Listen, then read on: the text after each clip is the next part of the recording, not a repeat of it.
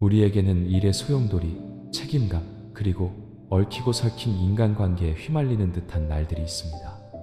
매일 아침 눈을 뜨면 몸은 천근만근 무겁고 마음은 어지러운데 두 발은 여전히 앞으로 나아가야만 합니다. 마치 해결해야 할 수많은 일들이 우리를 기다리고 있는 것처럼 말입니다. 사람들은 먹고 사는 문제, 빚 걱정 때문에 지칠 수도 있고 온전치 못한 감정이나 아무도 알아주지 않는 마음속 외로움 때문에 지칠 수도 있습니다. 그럴 때 우리는 괜찮다는 것을 증명하기 위해, 더 빨리 달리기 위해 억지로 버티고 애쓰곤 합니다. 하지만 사실 우리 내면에는 잠시 멈춰서서 숨을 고르고 자기 자신의 목소리를 듣고 싶어하는 한 사람이 있을 뿐입니다. 때로는 끝없는 길 위를 하염없이 걷는 나그네처럼 느껴질 때도 있을 것입니다. 발걸음은 점점 무거워지는데 목적지가 어디인지는 알 수 없는 그런 나그네 말입니다. 어쩌면 당신은 왜 인생이 이토록 힘든 것인지 스스로에게 물어본 적이 있을 것입니다. 왜 슬픔은 계속 이어지는데 기쁨은 뜬구름처럼 찰나에 불과한 것일까요? 바로 그 순간 당신은 깨닫게 됩니다. 자신에게 필요한 것은 모든 것을 이겨내기 위해 빨리 달리는 것이 아니라 잠시 멈춰 설 수 있도록 스스로에게 허락하는 것임을 말입니다. 부처님께서는 마음이 너무 지쳤을 때는 멈출 줄 알고 놓아줄 줄 알아야 평온의 에너지를 다시 키울 수 있다고 가르치셨습니다. 마치 강물이 굽이치는 구간 없이 계속 세차게만 흐른다면 이내 둑이 무너지는 것과 같습니다. 사람도 마찬가지입니다. 끝없는 경쟁과 욕망, 걱정에만 매달린다면 몸과 마음은 마모되어 쓰러지고 말 것입니다. 때로는 모든 것을 포기하는 것이 아니라 무엇을 정말로 지켜야 하고 무엇을 내려놓아야 하는지를 더 명확히 보기 위해 마음에 잠시의 틈을 주는 것입니다. 한번 기억을 떠올려 보십시오. 인생에서 어느 한가로운 오후 텐마루에 앉아 조용히 하늘의 구름을 바라보고 지저귀는 새소리를 들었을 때 마음이 한결 가벼워지는 것을 느끼지 않았나요? 그것이 바로 우리 마음이 멈추어 더 이상 바깥의 소음에 이끌려 다니지 않는 순간입니다. 영혼의 휴식은 육체의 휴식만큼이나 중요합니다. 마치 문이 계속해서 쉴 새 없이 여닫히기만 하고 기름칠을 해주지 않으면 금세 닳아 녹슬어 버리는 것처럼 사람에게도 회복을 위한 고요의 시간이 필요합니다. 어떤 이들은 멈추는 것을 나약함이나 패배라고 생각하지만 사실 숨을 고르고 자신의 내면을 들여다보기 위해 멈추는 것이야말로 진정한 용기입니다. 이 세상에 지치지 않고 계속 달릴 수 있는 사람은 아무도 없으며 모든 근심을 짊어지고도 소진되지 않을 사람 또한 없기 때문입니다. 우리는 기진맥진한 친구를 아끼듯 자기 자신을 아낄 줄 알아야 합니다. 스스로를 사랑할 수 있을 때 비로소 다른 사람을 사랑할 자비심도 생겨납니다. 만약 당신이 지쳐있다면 어깨 위에 무거운 짐을 조금 내려놓고 조용히 앉아 눈을 감고 자신의 숨결을 들어볼 수 있는 공간을 스스로에게 허락해보세요. 그것만으로도 당신은 이미 내려놓음의 길, 평온의 문으로 들어서기 시작한 것입니다. 서두르지 마세요. 거창한 무언가를 해야 한다고 생각하지 마세요. 단지 멈출 수 있는 권리를 스스로에게 주는 것만으로도 마음이 점차 가라앉고 가벼워지며 평화로워지는 것을 느끼게 될 것입니다. 때로는 고요히 앉아 왜 인생에 이토록 예측 불가능한 일과 슬픔이 가득한지 자문하게 됩니다. 마치 자신이 꿈꾸던 온전한 삶을 사는 사람은 거의 없는 듯합니다. 부유한 사람은 마음의 평화가 부족하고 가난한 사람은 한 끼 식사와 월세 걱정에 허덕입니다. 성공한 사람은 때로 공허함과 외로움을 느끼고 실패한 사람은 열등감과 원망 속에서 괴로워합니다. 이러한 현실은 우리에게 인생이 본래 마냥 장밋빛은 아니라는 것을 깨닫게 합니다. 인생은 기쁨과 고통이 함께 엮어 만든 직물과 같으며 때로는 고통의 부분이 기쁨보다 더 많은 자리를 차지하기도 합니다. 이 진실을 인식할 때 우리는 지쳤다는 이유로 더 이상 자신을 책망하지 않게 됩니다. 그것은 나 혼자만의 잘못이 아니라 인간이라는 존재의 본질이기 때문입니다. 부처님께서는 사성제, 스승키에서 이를 명확히 가르치셨습니다. 고통고은 누구도 부정할 수 없는 명백한 진리입니다. 인생은 고통입니다. 우리는 태어나는 순간부터 삶, 질병, 늙음, 상실, 그리고 죽음이라는 근심을 안고 태어났기 때문입니다. 뜻대로 되지 않아 고통스럽고, 사랑하는 사람과 헤어져야 해서 고통스럽고, 미워하는 사람과 가까이해야 해서 고통스럽고, 구하는 것을 얻지 못해 고통스럽습니다. 이를 깊이 이해할 때 우리는 이 힘겨운 나날 속에서 결코 혼자가 아님을 깨닫게 됩니다. 이 세상 모든 사람은 그 어떤 지위에 있든 각자 자신만의 고통을 겪기 때문입니다. 당신의 지침이 당신을 나약하거나 부족한 사람으로 만드는 것이 아닙니다. 그것은 단지 당신이 인간의 삶, 그 본질 속에서 살아가고 있음을 보여줄 뿐입니다. 안산의 한 자동차 부품 공장에서 일하던 김민준 씨의 이야기를 들려드리고 싶습니다. 민준 씨는 정년 퇴직할 때까지 이 회사에 뼈를 묻을 것이라는 믿음으로 15년 동안 한결같이 일해왔습니다.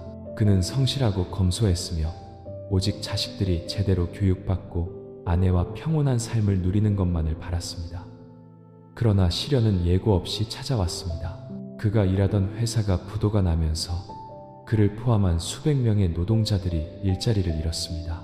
가정의 무게가 어깨를 짓누르는 40의 나이에 그는 실업자가 되었습니다. 그 시절 그는 막막함에 빠졌습니다. 여러 곳에 이력서를 내보았지만 나이가 많다는 이유로 아무도 받아주지 않았습니다. 기술이라고는 익숙한 한 가지 일에 국한되어 있었습니다. 그는 세상이 너무나 불공평하다고 느꼈고 매일 분노 속에서 잠 못 이루는 밤을 보냈으며 심지어 모든 것을 놓아버리고 싶은 생각까지 했습니다. 민준 씨의 이야기는 결코 드문 일이 아닙니다. 우리 중 얼마나 많은 이들이 그처럼 예기치 못한 갈림길에서 보았을까요? 뜨겁게 사랑하던 사람에게 배신당하고 순조롭던 사업이 하루아침에 파산하고 행복했던 가정이 순식간에 깨어지는 일들. 인생은 본래 뜻대로 되지 않으며 누구도 넘어지지 않고 걸어갈 수는 없습니다. 만약 우리가 인생은 늘 장밋빛이어야 하고 영원히 평온할 것이라고만 생각한다면 시련이 닥쳤을 때 더욱 쉽게 무너질 것입니다. 하지만 고통이 본질이고 뜻대로 되지 않는 것이 당연한 이치임을 이해한다면 그것을 받아들이기가 한결 수월해질 것입니다. 부처님께서는 인생이 본래 고통스럽기에 인간은 비로소 깨달을 기회를 얻는다고 말씀하셨습니다. 고통은 우리 자신을 돌아보고 더 평온하게 사는 법을 배우도록 일깨워주는 종소리와 같습니다. 고통은 형벌이 아니라 성장을 위한 여정의 일부입니다. 몇 달간의 좌절 끝에 민준 씨는 마침내 원망하고 한탄해봐야 아무 소용이 없다는 것을 깨달았습니다. 그는 작은 일용직 일을 시작했고 자동차 정비 기술을 배우기 시작했습니다.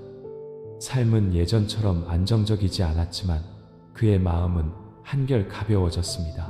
모든 것이 뜻대로 되어야 한다는 기대를 버리고 현실을 받아들여 앞으로 나아가기 시작했기 때문입니다. 이 이야기에서 우리는 한 가지 교훈을 얻습니다. 인생이 뜻대로 되지 않을 때 자신이나 남을 탓하기보다는 그것이 자연의 이치임을 이해해야 합니다. 인생이라는 여정에서 누구나 힘겨운 길을 지나가야 합니다. 중요한 것은 우리가 더 가볍게 걸어가는 법을 배우기 위해 마음을 열 준비가 되어 있느냐는 것입니다. 40의 노동자도 넘어짐 끝에 다시 일어설 수 있다면 우리 역시 쓰러진 그 자리에서 다시 일어설 수 있습니다. 그러므로 만약 당신이 인생이 너무 지치게 느껴진다면 그것이 당신이 부족해서라고 생각하지 마십시오. 직장을 지킬 만큼 뛰어나지 못해서, 사랑을 지킬 만큼 좋은 사람이 아니어서, 시련을 이겨낼 만큼 강하지 못해서라고 자책하지 마십시오.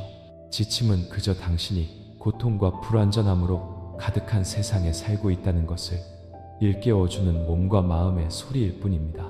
고통이라는 진실을 인식할 때 당신은 스스로를 괴롭히거나 세상을 원망하는 것을 멈추고 자신을 더 많이 아끼기 시작할 것입니다. 인생은 온통 장밋빛은 아니지만 잿빛이 있기에 우리는 빛의 소중함을 이해합니다. 비 오는 날이 있기에 맑은 날의 소중함을 압니다. 그리고 고통이 있기에 우리는 평온을 갈망합니다. 이 진실을 받아들일 때 우리는 이미 내려놓음의 첫걸음, 평온을 향한 첫걸음을 내디딘 것입니다. 살다 보면 무언가를 마음속에 계속 품고 있다는 이유만으로 괴로워하는 자신을 발견할 때가 적지 않습니다. 그것은 누군가가 무심코 던진 한마디 말일 수도 있고 이미 가치를 잃은 기념품일 수도 있으며 과거의 슬픈 기억일 수도 있습니다. 우리 마음이 무언가에 집착할 때 우리는 보이지 않는 밧줄에 스스로를 묶는 것과 같습니다. 발버둥 칠수록 그 밧줄은 더욱 세게 조여올 뿐입니다. 어떤 이는 명예에 집착하여 평생을 그것만 쫓고 어떤 이는 지나간 감정에 집착하여 늘 마음이 괴롭습니다. 또 어떤 이는 상실감에 집착하여 매일같이 눈물로 밤을 지새웁니다. 하지만 바로 그 집착이 우리를 몇 배나 더 고통스럽게 만든다는 것을 깨닫고 있나요? 정작 그 일 자체는 이미 오래전에 지나갔는데도 말입니다. 부처님께서는 버려야 할 것은 버리고 지켜야 할 것은 지켜라고 가르치셨습니다. 이는 모든 것에 무정해지라는 충고가 아니라 지혜가 담긴 일깨움입니다. 어떤 것들은 우리가 지킬 때 더 나은 삶을 위한 버팀목이 되지만 어떤 것들은 계속 붙들고 있을수록 우리를 더욱 지치게 하는 짐이 될 뿐입니다. 집착은 마치 무거운 배낭을 등에 맨 것과 같습니다. 매일 우리는 그 안에 걱정, 분노, 후회를 더 집어넣습니다. 그러고는 왜 내 두 발이 더 이상 걸을 힘이 없는지 의아해합니다. 서울의 한 재래시장에서 작은 가게를 운영하는 박서연 씨의 이야기는 아마 이 점을 더 잘 이해하게 해줄 것입니다. 서연 씨는 남편과 10년 넘게 살다가 남편이 병으로 세상을 떠났습니다. 남편은 죽기 전 그녀에게 결혼 반지 하나를 남겼습니다. 그녀는 그것이 남편의 마지막 유품이었기에 보물처럼 소중히 여겼습니다. 슬플 때마다 그녀는 반지를 꺼내보다가 목 놓아 울곤 했습니다. 10년이 지났지만 남편을 잃은 슬픔은 결코 줄어들지 않았고 오히려 엊그제 일처럼 생생했습니다. 서연 씨는 사람들에게 이 반지가 있는 한 남편을 잊을 수 없다고 말했습니다. 하지만 바로 그 반지 때문에 그녀는 자신의 마음을 끝없는 슬픔 속에 가두고 있었습니다.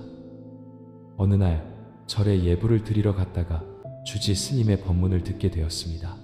물건을 간직하는 것은 사람을 붙들기 위함이 아니라 마음속의 사랑을 간직하기 위함입니다. 만약 그 물건이 마음을 더욱 고통스럽게 한다면 내려놓으십시오. 떠난 사람도 남은 이가 평안하기를 바랄 테니까요. 그 말을 듣는 순간 그녀는 눈물을 터뜨렸습니다. 그날 밤 그녀는 많은 생각을 한 끝에 남편의 결혼 반지를 절에 보시하기로 결심했습니다. 그날 이후 그녀는 더 이상 예전처럼 슬픔을 끌어안고 살지 않았습니다. 그녀는 절에서 봉사활동을 하고 어려운 이웃을 도우며 더 많은 시간을 보냈고 마음은 점차 가벼워졌습니다. 남편에 대한 기억은 여전히 남아 있었지만 더 이상 피 흘리는 상처가 아니라 그녀가 더 나은 삶을 살도록 이끄는 동력이자 잔잔한 그리움이 되었습니다. 서연 씨의 이야기를 통해 우리는 집착이 무언가를 지키는 데 도움이 되는 것이 아니라 우리를 더 고통스럽게 만들 뿐이라는 것을 명확히 알 수 있습니다. 하나의 기념품, 슬픈 기억, 가라앉지 않은 분노, 이 모든 것이 우리 영혼을 ጦ삼매는 족쇄가 될 수 있습니다. 만약 우리가 내려놓는 법을 배우지 않는다면 말입니다. 내려놓는다는 것은 모든 것을 잊는다는 뜻도 무정해진다는 뜻도 아닙니다. 불필요한 짐을 내려놓을 줄 아는 지혜입니다. 한 줌을 내려놓으면 마음도 한 줌 가벼워지는 것을 느낄 것입니다. 마치 등산객이 불필요한 짐을 과감히 버릴 때 더 멀리 갈 힘을 얻는 것과 같습니다. 일상생활에서 우리는 아주 작은 것들부터 내려놓기를 연습할 수 있습니다. 누군가 기분 나쁜 말을 했을 때 그것을 하루 종일 마음에 품고 괴로워하지 마십시오. 그저 스쳐가는 바람처럼 흘려보내는 연습을 하세요. 더 이상 사용하지 않는 낡은 물건이 있다면 그저 공간만 차지하도록 두기보다는 필요한 이에게 주는 연습을 하세요. 더 이상 기쁨을 주지 않는 관계가 있다면 존중은 간직하되 집착은 내려놓는 연습을 하세요. 그것이 바로 우리 마음을 스스로 아끼는 방법입니다. 부처님께서는 이 세상 모든 것이 무상, 무常하다고 가르치셨습니다. 오늘 우리가 애써 지키려는 것도 내일이면 사라질 수 있습니다. 사람들은 집착하면 지킬 수 있다고 생각하지만 사실은 더 많은 것을 잃는 것입니다. 현재의 평온과 행복을 잃는 것입니다. 당신이 과감히 내려놓을 때 비로소 가장 귀한 것, 즉 마음의 평온을 지킬 수 있게 됩니다. 스스로에게 물어보세요. 현재 당신의 삶에서 너무 꽉 쥐고 있는 것이 있나요? 누군가에 대한 풀리지 않은 분노일 수도 있고, 과거에 대한 후회일 수도 있으며, 차마 버리지 못하는 물건일 수도 있습니다. 만약 있다면 조금씩 내려놓는 연습을 해보세요. 아주 조금만으로도 당신은 마음이 훨씬 가벼워지는 것을 느낄 것입니다. 내려놓는 것은 잃기 위함이 아니라 더 평온한 삶을 얻기 위함입니다. 집착을 내려놓을 수 있을 때 우리는 비로소 자기 자신과 다른 이들, 그리고 인생을 향해 미소 지을 수 있습니다. 그리고 그때 우리는 앞으로의 길이 더 밝고 가벼우며 희망으로 가득 차 있음을 보게 될 것입니다. 친구여, 인생이라는 여정에서 누구나 적어도 한 번은 실패의 쓴맛을 봅니다. 일에서의 실패일 수도, 사랑에서의 실패일 수도, 학업에서의 실패일 수도, 혹은 큰 기대를 걸었던 계획에서의 실패일 수도 있습니다.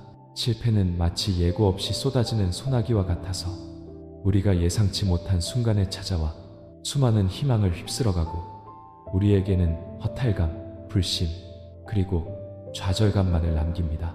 많은 이들이 실패 후에 다시 일어설 힘을 잃고 열등감과 자책 속에서 살아가거나 심지어 자기 자신을 잃어버리기도 합니다. 하지만 우리가 이해해야 할 진실이 하나 있습니다. 실패는 끝이 아니라 성장 과정의 필연적인 일부라는 것입니다.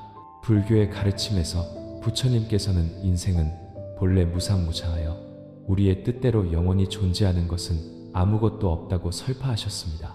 행복도 변하고 성공도 변하며 실패 역시 인연의 끝없는 흐름 속 한 상태일 뿐입니다. 사성제, 스세, 있는 고통이 인간의 삶에서 명백한 진리임을 밝히고 있으며 실패는 우리가 마주해야 할 고통의 한 형태입니다. 그것은 우리를 벌하기 위해 생겨난 것이 아니라 인연과 업보의 결과입니다. 어떤 인연을 만들었으면 그 결과가 나타나는 것입니다. 만약 과거에 우리가 지혜롭지 못한 씨앗을 심었다면 오늘의 실패는 그것을 되돌아보고 바로잡으며 지혜와 내공을 다질 기회입니다. 그러므로 실패를 치유할 수 없는 상처로 여기기보다는 인생이 우리에게 준 하나의 수업으로 여겨야 합니다. 부산에 사는 이지온 씨의 이야기는 아마도 그 명확한 증거가 될 것입니다. 28살, 지온 씨는 작은 카페를 창업하기로 결심했습니다. 그는 모아두었던 전 재산에 친구들에게 빌린 돈까지 더해 곧 성공을 거둘 것이라는 믿음으로 사업을 시작했습니다. 처음에는 손님도 꽤 많았고 지온 씨는 희망에 부풀었습니다. 그러나 불과 1년 만에 모든 것이 무너지기 시작했습니다. 체계적이지 못한 자금 관리, 서비스 품질 유지의 실패, 그리고 경쟁에 대한 경험 부족. 그의 가게는 날이 갈수록 손님이 줄었고 결국 지온 씨는 큰 빚과 함께 실패자라는 쓰라린 감정만을 안고 문을 닫아야 했습니다. 그 후 몇 달 동안 지온 씨는 깊은 슬럼프에 빠졌습니다. 그는 비웃음을 살까 두려워 친구들을 만나지 못했고 부모님의 믿음을 저버렸다는 생각에 가족들을 마주할 용기가 없었습니다. 다시는 아무것도 할 수 없을 것이라고 생각한 적도 있었습니다. 그러나 어느 날 우연히 인터넷에서 한 스님의 법문을 듣고 지온 씨는 마치 깨어난 듯 했습니다. 그 스님은 이렇게 말했습니다. 실패는 부끄러운 것이 아닙니다. 그것은 단지 우리가 심었던 미숙한 씨앗에서 맺힌 결과일 뿐입니다. 인연이 부족했음을 깨달았다면 더 지혜롭게 새로운 씨앗을 다시 심으면 됩니다. 중요한 것은 몇 번 넘어졌느냐가 아니라 넘어질 때마다 어떤 교훈을 얻고 다시 일어설 용기가 있느냐는 것입니다. 그 말을 듣고 지훈 씨는 세상을 보는 관점을 바꾸기 시작했습니다. 그는 자리에 앉아 자신이 왜 실패했는지 분석하고 관리, 계산, 그리고 대인 관계에서의 실수를 하나하나 적어 내려갔습니다. 자신을 탓하는 대신 그는 그 실패를 자신이 막 수료한 값비싼 수업으로 여겼습니다. 얼마간의 시간 동안 경험을 더 쌓고 선배들에게 배우며 지훈 씨는 다시 한번 도전하기로 결심했습니다. 하지만 이번에는 큰 가게를 열지 않고 자신의 능력에 맞는 작은 가게를 열어 지출부터 서비스 품질까지 철저하게 관리했습니다. 점차 그의 새로운 카페는 안정적으로 운영되었고 손님은 날마다 늘어났으며 지훈 씨의 얼굴에도 다시 밝은 미소가 피어났습니다. 지훈 씨의 이야기는 우리에게 실패가 끝이 아니라 긴 여정의 한 구간일 뿐임을 일깨워 줍니다. 우리가 그것을 받아들일 줄 안다면 우리는 성장할 것입니다. 원망과 자격지심을 내려놓을 줄 안다면 우리는 앞으로 나아갈 더 큰 힘을 얻게 될 것입니다. 실패는 결국 자기 자신을 배우고 수정해 나가는 과정의 일부일 뿐입니다. 한 번도 실패해보지 않은 사람은 진정으로 성장한 사람이라 할 수 없습니다. 오직 넘어지는 경험을 통해 우리는 다시 일어서는 것의 가치를 깊이 이해하게 되기 때문입니다. 일상에서 많은 이들이 실패를 받아들이지 못해 끝없는 고통 속에서 살아갑니다. 어떤 이는 한 번의 이별 후에 마음의 문을 닫고 다시는 사랑하지 않으려 하고, 어떤 이는 한 번의 투자 실패 후에 모든 믿음을 잃고 운명만을 탓합니다. 하지만 불교의 시각으로 본다면 모든 일은 인연에 따라 만들어짐을 알게 될 것입니다. 인연이 합쳐지면 성공하고 인연이 흩어지면 실패하며, 인연은 늘 변화하기에 누구도 한 가지 상태를 영원히 유지할 수 없습니다. 그러므로 실패 앞에서 비관하기보다는 그것을 성장의 기회로 자신을 비추어 보는 거울로 여기십시오. 만약 언젠가 당신이 실패한다면 슬퍼할 시간을 스스로에게 허락하되 그 슬픔이 당신을 너무 오래 가두지 않도록 하십시오. 깊게 숨을 쉬고 마음을 가라앉혀 되돌아보며 자신에게 또 하나의 귀한 교훈을 얻었다고 말해 주십시오. 실패는 업보의 일부이며 그 업의 몫을 다 치르고 나면 더 가볍게 걸어갈 기회를 얻게 된다고 생각하십시오. 시간이 지나면 모든 상처는 아물 수 있다는 것을 잊지 마십시오. 우리가 스스로 상처를 더 헤집지만 않는다면 말입니다. 실패는 받아들일 줄 안다면 성장을 위한 튼튼한 기반이 될 것입니다. 그것은 우리에게 겸손을 가르치고 인내를 가르치며 작은 성과를 소중히 여기는 법을 가르칩니다. 그리고 더 중요하게는 무상한 세상과 조화롭게 살아가는 법을 배우기 위해 교만함과 완고한 자아를 내려놓는 법을 가르칩니다. 그러니 당신이 넘어졌을 때 두려워하지 마십시오. 그것을 여정의 필연적인 일부로 여기십시오. 원망하지도 자책하지도 말고 열린 마음으로 계속 나아가십시오.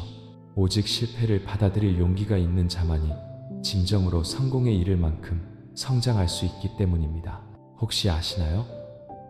오늘날 사람들이 늘 피곤함을 느끼는 이유 중 하나는 바로 우리의 삶이 너무나 복잡해졌기 때문입니다. 사람들은 일, 돈, 지위에서부터 사회적 관계에 이르기까지 동시에 너무 많은 것을 낳습니다.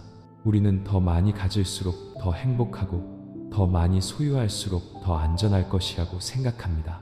하지만 진실은 그렇지 않습니다. 더 많이 가질수록 지켜야 할 걱정도 늘어나고 더 복잡해질수록 마음은 더욱 혼란스러워집니다. 그리고 그 경쟁 속에서 적지 않은 사람들이 내면의 평화를 잃고 마음속에 형언할 수 없는 공허함만을 남기게 됩니다. 불교의 가르침에서 부처님께서는 지족지, 즉 만족할 줄 아는 것에 대해 강조하셨습니다. 사람이 고통받는 이유는 대부분 만족할 줄 모르고 끊임없이 더 많은 것을 탐하고 원하기 때문입니다. 탐욕은 결코 꺼지지 않는 불꽃과 같아서 땔감을 더 넣을수록 불길은 더욱 거세집니다. 집 한 채가 생기면 더 큰 집을 원하고 차 한 대가 생기면 더 고급스러운 차를 원합니다. 어느 정도 돈이 모이면 2배로 더 벌어야 한다는 생각을 합니다. 탐욕에는 끝이 없습니다. 그렇기 때문에 우리 마음은 결코 평안할 수 없습니다. 부처님께서는 만족할 줄 아는 것이 부유함이라고 가르치셨습니다.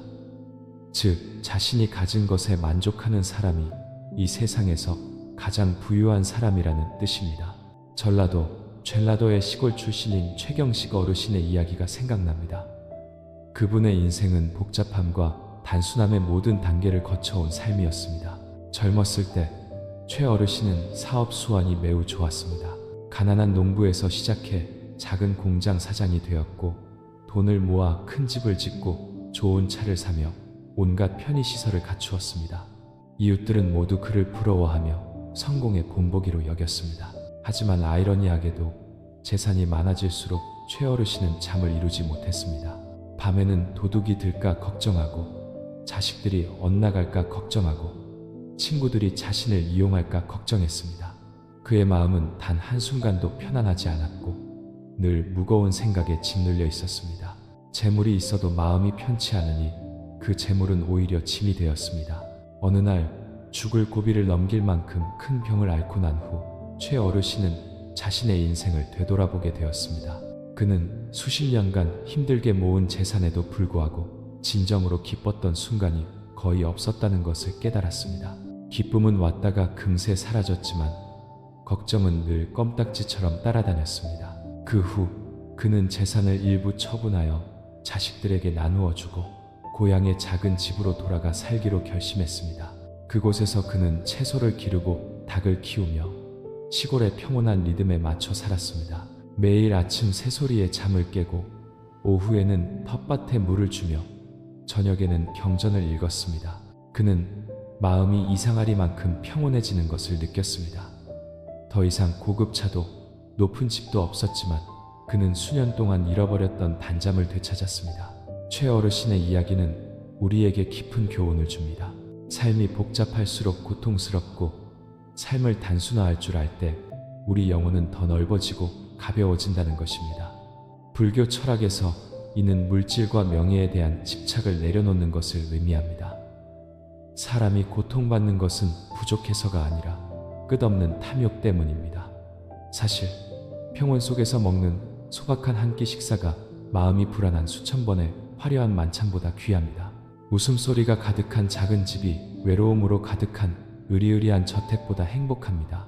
만약 당신이 너무 지쳐있다면 잠시 앉아 이 인생에서 진정으로 중요한 것이 무엇인지 스스로에게 물어보십시오.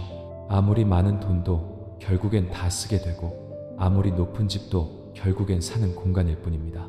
아무리 고급스러운 차도 그저 이동수단일 뿐입니다. 오래도록 남는 것은 건강, 가족의 정, 그리고 평온한 영혼입니다. 당신이 이러한 본질적인 것들에 집중할 줄 알게 될 때 한때 중요하게 여겼던 화려한 것들이 더 이상 그렇지 않다는 것을 깨닫게 될 것입니다. 그렇다면 삶을 단순화하기 위해 우리는 어떻게 수행해야 할까요? 우선 만족할 줄 아는 연습을 하십시오. 다른 사람과 비교하며 스스로 부족하다고 느끼지 마십시오. 자신이 지금 가진 것들을 돌아보고 그것에 감사하십시오. 다음으로 불필요한 욕구를 줄이십시오. 미니멀 라이프를 배우십시오. 옷장이 절반으로 줄어들면 당신은 가벼움을 느낄 것입니다. 집이 물건으로 가득 차 있지 않으면 당신은 쾌적함을 느낄 것입니다. 마음이 너무 많은 욕망으로 채워져 있지 않으면 당신은 자유로움을 느낄 것입니다. 또 다른 방법은 자연과 자기 자신에게 더 많은 시간을 할애하는 것입니다. 공원을 산책하고 작은 화분을 몇 개 키우고 명상을 하거나 책을 읽으십시오. 이것들은 단순한 일들이지만 당신의 영혼이 안식처를 찾는 데 도움을 줄 것입니다. 그리고 가장 중요한 것은 사소한 것들을 내려놓는 법을 배우는 것입니다. 비난의 말을 마음에 담아두지 마십시오. 다른 사람의 시선에 너무 신경 쓰지 마십시오. 마음이 얽매이지 않도록 가볍게 살아가십시오. 삶을 단순화한다는 것은 모든 것을 포기해야 한다는 의미가 아니라 필요한 것을 남기고 불필요한 것을 버릴 줄 아는 지혜를 의미합니다. 당신이 만족할 줄 알면 걱정이 줄어들 것입니다. 탐욕이 적어지면 마음은 자연히 안정될 것이고 마음이 평온하면 인생의 고통도 줄어들 것입니다. 그러니 만약 인생이 너무 힘들게 느껴진다면 한 번쯤은 천천히 그리고 더 단순하게 살아보십시오. 당신은 행복이 먼 곳에 있는 것이 아니라 바로 우리 주변에 아주 작은 것들 속에 있다는 사실에 놀라게 될 것입니다. 혹시 아시나요? 현대 사회에서 많은 사람들이 잊고 있는 것 중 하나는 바로 멈춰서 쉴 줄 아는 것입니다. 우리는 마치 기계처럼 하루하루 아침부터 저녁까지 일과 돈, 책임감에 쫓겨 앞으로만 나아갑니다. 많은 이들은 심지어 쉬는 것을 게으름, 포기 혹은 의지박약이라고 생각합니다. 하지만 사실 휴식은 나약함이 아니라 지혜입니다. 기계도 과부하가 걸리면 조만간 고장나기 마련입니다. 사람도 계속해서 자신을 기진맥진할 때까지 몰아붙이면 육체가 무너질 뿐만 아니라 영혼마저 어둠 속으로 떨어지기 쉽습니다. 때로는 멈추고 쉬는 것이 포기하기 위함이 아니라 숨을 고르고 마음을 다스리며 더 먼 길을 갈 힘을 얻기 위함입니다. 부처님께서는 몸과 마음 모두 보살핌이 필요하다고 가르치셨습니다. 우리는 겉으로 드러나는 의식주 문제에만 신경 쓰고 내면의 메마른 영혼을 방치해서는 안 됩니다. 마음이 지치고 혼란스러울 때는 아무리 많은 재물이 있어도 평온을 찾을 수 없습니다. 이것이 바로 부처님께서 사성제, 스승에서 지적하신 고쿠의 진리입니다. 고통은 가난이나 결핍에서만 오는 것이 아니라 긴장과 불안, 그리고 멈춰서 자기 자신에게로 돌아오는 법을 모르는 데서도 비롯됩니다. 사람들은 늘 바깥 세상을 찾느라 고통받지만 바로 자신의 숨결 속에 평온으로 이끄는 문이 있다는 사실을 잊고 살아갑니다. 살다 보면 우리는 자신이 모든 것을 짊어질 수 있을 만큼 강하다고 생각할 때가 있습니다. 하지만 몸이 병들고 마음이 혼란스러워질 때 비로소 우리에게 필요한 것이 더 많은 무언가가 아니라 잠시의 멈춤이라는 것을 깨닫게 됩니다. 마치 긴 길을 걸을 때 쉬지 않고 계속 달리기만 하면 두 다리가 말을 듣지 않게 되는 것과 같습니다. 하지만 잠시 앉아 숨을 고르고 힘을 되찾으면 그 길이 그렇게까지 두렵지만은 않다는 것을 알게 됩니다. 인생도 마찬가지입니다. 적절한 때에 멈출 줄 알아야 멀리 갈 수 있습니다. 서울의 한 사무직 직원이었던 한지영 씨의 이야기가 생각납니다. 그녀의 업무는 항상 산더미처럼 쌓여 있었습니다. 보고서가 끝나면 회의가 이어지고 마감일이 꼬리를 물었습니다. 낮에는 회사에서 바쁘게 일하고 밤에는 집에 와서 남은 일을 계속했습니다. 점차 그녀는 만성적인 스트레스 상태에 빠졌습니다. 밤에는 잠을 설치고 낮에는 무기력했으며 머리는 늘 무거웠습니다. 병원을 찾았을 때 의사는 그녀에게 가벼운 우울증 진단을 내렸습니다. 놀라운 점은 그녀가 원래 나약한 사람이 아니었다는 것입니다. 오히려 그녀는 매우 활동적이고 삶을 사랑하는 사람이었지만 너무나 많은 짐을 지고 멈출 줄 몰랐기에 그런 위기에 빠진 것입니다. 다행히 한 친한 친구가 그녀에게 매일 아침 10분씩 조용히 앉아보는 것을 권했습니다. 복잡할 것 없이 그저 허리를 펴고 앉아 눈을 감고 몸의 긴장을 풀며 염불을 하거나 호흡에 집중하는 것이었습니다. 처음에는 불편하고 머릿속은 온갖 생각으로 어지러웠습니다. 하지만 친구는 억지로 애쓰지 말고 그저 숨쉬고 염불 소리를 들으며 매 순간 마음에 안식을 주라고 조언했습니다. 그래서 그녀는 매일 꾸준히 실천했습니다. 한 달 후 그녀는 한결 편안해지는 것을 느꼈습니다. 3개월 후 기적 같은 일이 일어났습니다. 그녀는 더 이상 예전처럼 불면증에 시달리지 않았습니다. 마음이 점차 가벼워졌고 그녀는 단 한 번의 평온한 숨결만으로도 하루 전체를 새롭게 할 수 있다는 것을 깨달았습니다. 지영 씨의 이야기는 우리에게 휴식이 사치가 아니라 마음을 다스리기 위한 필수적인 요소라는 귀한 교훈을 줍니다.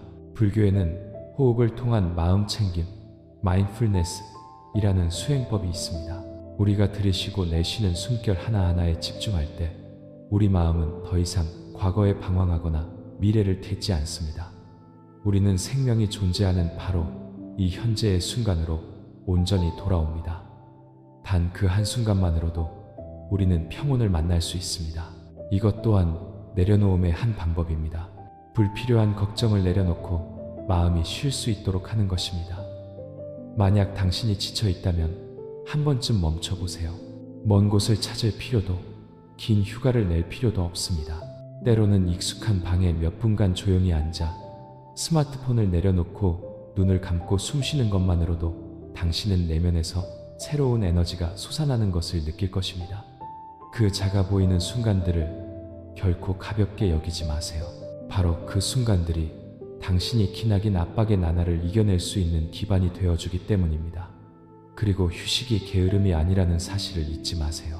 그것은 마치 농부가 다음 해에 더 풍성한 수확을 위해 밭을 쉬게 하는 것과 같습니다. 그것은 뱃사공이 거센 물살을 만났을 때 잠시 내챔을 내리고 힘을 비축하는 것과 같습니다.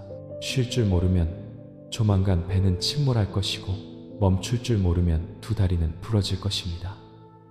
그러니 마음이 혼란스러울 때는 호흡으로 돌아오는 연습을 하세요. 머리가 복잡할 때는 부처님의 명호를 외워보세요. 너무 지쳤을 때는 멈추고 조용히 앉아보세요.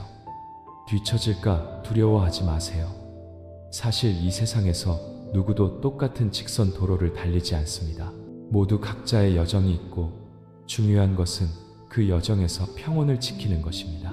소란스러운 세상 속에서 쉬고 고요히 머물며 마음을 다스리는 것은 에너지를 회복시켜 줄 뿐만 아니라 우리 자신을 더 명확히 볼 수 있게 해줍니다.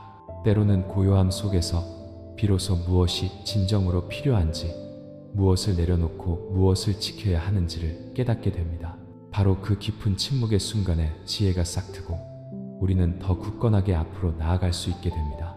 그러니 만약 삶이 너무 지치게 느껴진다면 스스로에게 잠시의 멈춤, 마음 챙김의 한 호흡, 고요한 마음의 1분, 조용히 앉아있는 아침을 선물하세요. 그것만으로도 당신은 치유받고 새로워지며 이 변화무쌍한 삶의 흐름 속에서 미소 지을 수 있게 될 것입니다. 혹시 눈치채셨나요? 우리 삶의 대부분의 고통은 환경 그 자체에서 비롯되기보다는 바로 우리 자신의 자아즈오에서 비롯된다는 것을요. 누군가가 마음에 들지 않는 말을 하면 우리는 쉽게 자존심이 상합니다. 다른 사람이 내 기대와 다르게 행동하면 우리는 화를 냅니다. 사랑이나 결혼이 기대와 다르면 우리는 상대를 탓하며 고통스러워합니다. 자아가 클수록 사람은 더 쉽게 상처받습니다. 왜냐하면 우리는 항상 모든 것이 나를 중심으로 내 뜻대로 돌아가야 한다고 바라기 때문입니다. 하지만 인생은 본래 무상무상한데 어찌 한 사람의 자아에 맞춰 영원히 흘러갈 수 있겠습니까? 바로 이 자아에 대한 집착이 우리를 실망에서 실망으로 이끌고 결국 지치고 고통스럽게 만듭니다. 불교의 가르침에서 고통의 중요한 뿌리 중 하나는 아에와에, 즉 자기 자신에 대한 과도한 애착과 집착입니다. 자아는 마치 무거운 산과 같아서 우리가 끌어안을수록 더욱 힘들어집니다. 부처님께서는 무아에 대해 가르치셨습니다. 이는 자신의 진정한 본질이 이 좁은 자아만이 아니라 주변 모든 것과의 상호관계, 즉 연기, 상호고리 속에 있음을 보는 것입니다. 우리는 부모님이 낳아주신 인연, 우리가 먹는 음식, 우리가 쉬는 공기, 그리고 삶 속의 관계들 덕분에 존재합니다. 깊이 들여다보면 독립적인 자아란 사실, 환상에 불과함을 알게 됩니다. 자아를 조금 내려놓고 마음을 열면 고통은 자연스럽게 줄어듭니다. 서울의 한 엔지니어였던 강태우 씨의 이야기가 있습니다. 태우 씨는 유능하고 자신감이 넘치며 다소 가부장적인 면이 있었습니다. 그는 결혼 생활에서 항상 아내가 자신의 뜻을 따라주기를 원했습니다. 집안의 사소한 일부터 큰 결정에 이르기까지 그는 자신이 옳다고 믿었고 아내가 그에 따르기를 바랐습니다. 처음에는 아내가 참고 견뎠지만 시간이 갈수록 숨막히는 압박감은 커져만 갔습니다. 아내가 몇 번이나 조언을 건넸지만 태우 씨는 아내가 이해하지 못한다며 자신만이 옳다고 일축했습니다. 결국 몇 년 후 결혼 생활에 금이 가기 시작했고 마침내는 이혼에 이르게 되었습니다. 아내가 짐을 싸서 떠나던 날 태우 씨는 비로소 공허함을 느꼈습니다. 그는 자신이 이겼고 자신의 옳음을 지켰다고 생각했지만 결국 가정을 잃었습니다. 그때서야 그는 왜 모든 일이 이 지경에 이르렀는지 곰곰이 생각하기 시작했습니다. 책을 읽고 한 불교 법회에 참석한 후 그는 깊은 원인이 바로 자신의 지나치게 큰 자아에 있었다는 것을 깨닫고 소스라치게 놀랐습니다. 그는 다른 사람의 말을 들을 줄도 존중할 줄도 몰랐고 오직 자신의 관점만을 고집했습니다. 그는 아내를 사랑했지만 그 사랑은 아내가 이래야만 한다, 저래야만 한다는 기대에 얽매여 있었습니다. 결국 그 사랑은 통제로 변질되었고 바로 그 통제가 행복을 깨뜨린 것이었습니다. 그 충격 이후 태우 씨는 변하기 시작했습니다. 그는 자기 자신을 돌보는 법을 배우기 시작했는데 이는 더 이상 자아를 부추기는 것이 아니라 깨어있는 방식으로 스스로를 사랑하는 것이었습니다. 그는 운동하고 책을 읽고 명상을 했으며 가장 중요하게는 다른 사람의 말을 경청하는 법을 배웠습니다. 그는 사랑이란 다른 사람이 내 방식대로 살도록 강요하는 것이 아니라 그들이 그들 자신으로 존재하도록 존중하는 것임을 깨달았습니다. 그가 자신을 올바르게 사랑하는 법을 알게 되자 비로소 존중과 이해심으로 다른 사람을 사랑할 수 있게 되었습니다. 태우 씨의 이야기를 통해 우리는 자아를 내려놓는 것이 자신을 부정하는 것이 아니라 비합리적인 기대의 족쇄에서 벗어나 자신을 자유롭게 하는 것임을 알 수 있습니다. 사랑이든 어떤 관계에서든 실망은 종종 우리가 원하는 것을 상대방이 정확히 가져다 주어야 한다는 기대에서 비롯됩니다. 하지만 우리가 무사무라의 눈으로 바라볼 줄 알고 모든 사람에게는 한계가 있고 각자의 성격이 있다는 것을 안다면 우리는 요구와 비난을 줄이고 대신 포용하는 법을 배우게 될 것입니다. 법구경파줄 긴에는 이런 구절이 있습니다.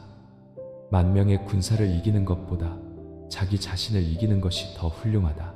여기서 자기를 이긴다는 것은 억누르거나 부정하는 것이 아니라 자아를 내려놓고 고집을 내려놓으며 항상 자신이 중심이라고 생각하는 습관을 내려놓는 것입니다. 그렇게 할 수 있을 때 우리는 이루 말할 수 없는 가벼움을 느끼게 될 것입니다. 당신은 매일 자신에게 한 가지 질문을 던지는 것으로 시작할 수 있습니다. 오늘 나는 너무 큰 자아를 위해 살고 있지는 않은가? 누군가에게 화가 날 때 그 사람도 나처럼 고통받고 있을 수 있으며 이 분노가 소중한 인연을 해칠 만큼 가치 있는 것인지 생각해 보세요. 사랑에 실망했을 때 그 사람은 내 모든 기대를 만족시킬 책임이 없으며 나 역시 모든 사람을 만족시킬 수 없다고 스스로를 일깨워 주세요. 기대를 조금 줄이고 이해심을 조금 더하면 행복은 그 자리에 존재하게 될 것입니다. 무엇보다 먼저 자기 자신을 사랑하는 연습을 하세요. 자신을 사랑하는 것은 이기적인 것이 아니라 나 역시 보살핌과 휴식 그리고 용서가 필요하다는 것을 깨닫는 것입니다.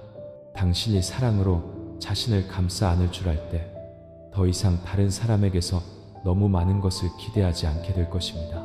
그리고 그 굳건함 속에서 당신은 비로소 얽매임도 강요도 없는 건강한 사랑을 줄 수 있게 될 것입니다. 그러므로 자아를 조금 내려놓는 것은 행복으로 가는 길입니다. 우리가 기대와 자존심의 소용돌이 속에서 살지 않을 때 비로소 진정으로 평온해질 수 있습니다. 생각해 보세요. 누가 옳고 그른지에 덜 집착할 때 더 쉽게 미소 지을 수 있지 않나요? 다른 사람이 이래야만 한다, 저래야만 한다는 기대를 줄였을 때 더 가볍게 느껴지지 않나요? 그것이 바로 당신이 자아를 내려놓고 진정으로 자신을 사랑하기 시작했다는 신호입니다. 언젠가 당신은 깨닫게 될 것입니다. 사랑은 바로 내 안의 이해와 내려놓음에서 시작된다는 것을요. 내가 나를 이해할 때 나는 나를 사랑하게 됩니다.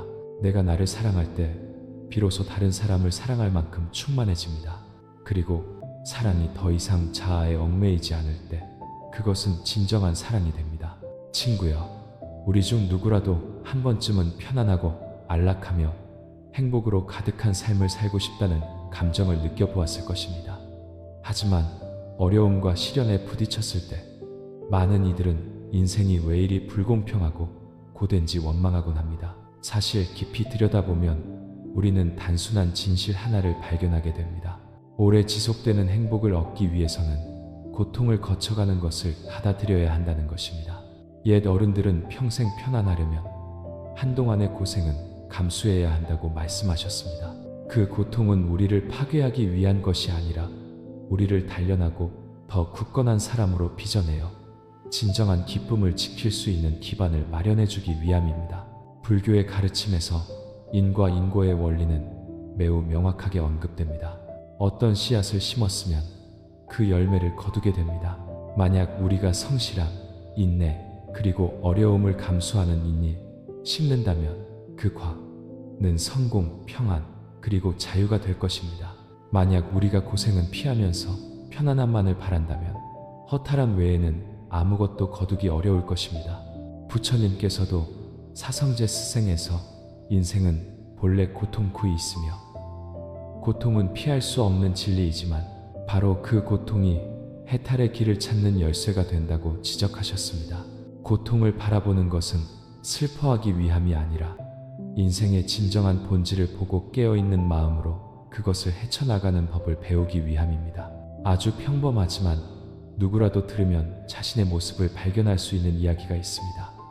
경상도 캥고 출신의 윤수진 씨는 가난한 가정에서 태어났습니다. 고등학교를 마친 후 그녀는 더 공부할 형편이 되지 않아 재봉 기술을 배우기로 결심했습니다. 처음 공방에 들어가 일을 배울 때 모든 것이 그녀에게는 낯설기만 했습니다. 재봉틀, 실, 바늘, 천, 그리고 치수를 재고 자르는 방법 모두 어려웠습니다. 본래 부드럽기만 하던 그녀의 손은 이제 가위를 쥐고 재봉틀을 밟아야 했으며 때로는 서툴게 떨리기도 했습니다. 어떤 날은 겨우 한 줄을 박다가 바늘에 손을 찔려 피가 천에 떨어지기도 했습니다.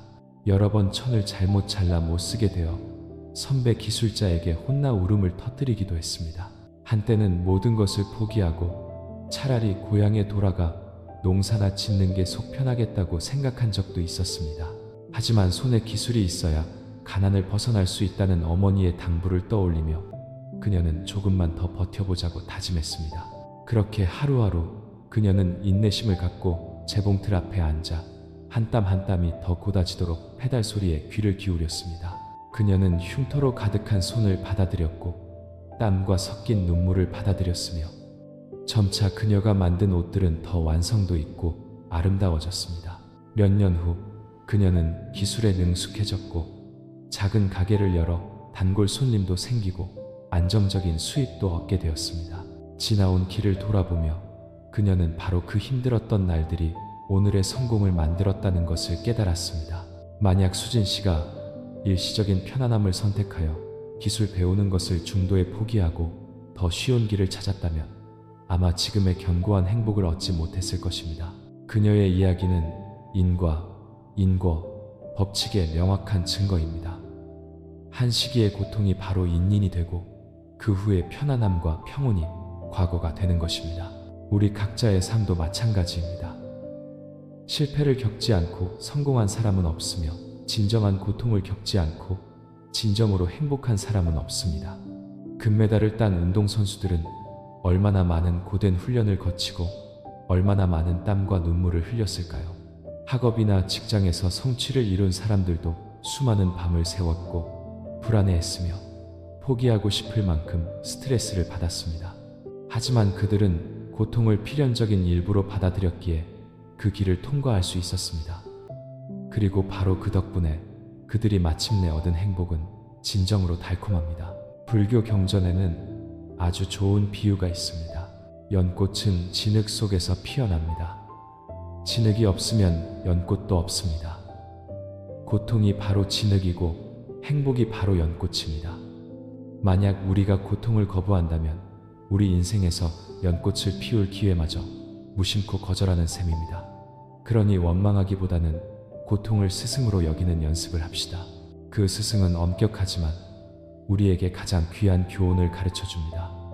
만약 당신이 힘든 시기를 보내고 있다면 지치고 모든 것을 내려놓고 싶을지도 모릅니다.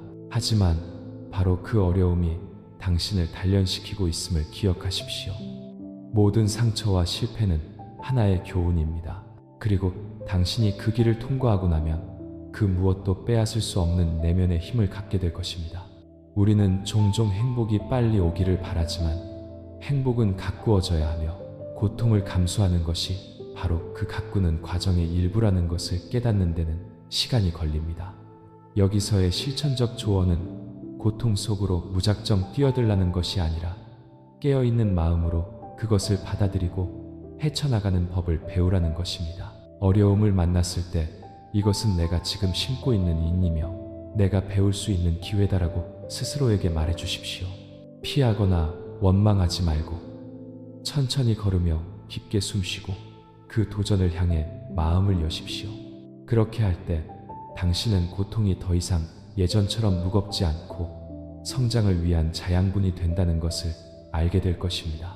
언젠가 당신이 뒤를 돌아볼 때 그 힘겨웠던 나날에 감사하게 될 것입니다. 바로 그것이 당신에게 강인한 마음과 견고한 기쁨을 선사했기 때문입니다. 그리고 당신은 미소 지으며 깨닫게 될 것입니다. 편안하려면 고통을 알 필요가 있다는 것을요. 왜냐하면 고통이야말로 행복의 기반이기 때문입니다. 혹시 아시나요? 인생에서 많은 사람들을 가장 지치게 하는 것 중 하나가 바로 조급함이라는 것을요. 우리는 종종 즉각적인 결과를 원합니다. 일을 하면 바로 성공을 보고 싶고, 사랑을 주면 바로 보답받고 싶어 합니다. 씨앗을 심으면 내일 당장 달콤한 열매가 맺히기를 바랍니다. 하지만 진실은 서둘러 오는 행복은 없다는 것입니다. 시간을 들여 싹 틔우지 않고 이루어지는 성공 또한 없습니다. 조급한 마음은 마치 우리 자신을 태우는 불길과 같아서 뜻대로 되지 않으면 이내 실망과 원망을 낳습니다. 그것 또한 우리가 스스로 마음에 짊어지는 짐입니다. 불교에서 인과인고는 자연의 법칙입니다. 인을 심었으면 그 인이 싹트고 자라서 과거를 맺기까지는 시간이 필요합니다. 부처님께서는 모든 사물과 현상은 연기의 원리에 따라 움직이며 즉각적으로 일어나는 일은 아무것도 없다고 가르치셨습니다. 모든 것은 인연이 충분히 갖추어져야 비로소 이루어집니다. 따라서 우리가 조급해하는 것은 바로 인과의 자연 법칙에 저항하는 것입니다. 그리고 자연에 저항할 때 고통은 반드시 나타나게 됩니다. 인내하지 못하고 끈기가 없는 사람은 종종 중도에 쉽게 포기합니다. 결국 자신이 심었던 노력의 결실을 결코 보지 못하게 됩니다. 성공한 사람들의 삶을 보면 이 점을 명확히 알 수 있습니다. 세계적인 투자가인 워런 버핏은 투자는 나무를 심는 것과 같다고 말했습니다. 나무를 위로 잡아당겨서 더 빨리 자라게 할 수는 없으며 매일 인내심을 갖고 돌보며 시간이 그것을 키우도록 해야 합니다. 젊었을 때 그는 작은 자본으로 투자를 시작했습니다. 거창한 것은 아무것도 없었습니다. 하지만 수십 년간의 인내, 규율, 그리고 끈기 덕분에 그는 작은 자본을 거대한 자산으로 불렸습니다. 만약 그가 조급하게 몇 년 안에 부자가 되려고 했다면 아마 오늘날과 같은 성공은 결코 이루지 못했을 것입니다. 이는 인내와 끈기가 모든 견고한 성공의 뿌리임을 보여주는 증거입니다. 충청도 종건더의 한 농촌 마을에서 있었던 친근한 이야기를 들려드리고 싶습니다. 농부인 송재호 씨는 경제적 자립을 위해 수박 농사를 짓기로 결심했습니다.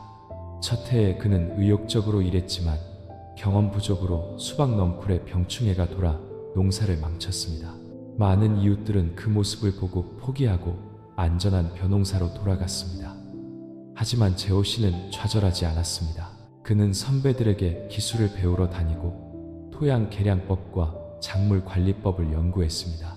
한 해 내내 그는 잡초를 뽑고 거름을 주며 햇볕을 가리고 병충해를 막는 등 하나하나 인내심을 갖고 일했습니다.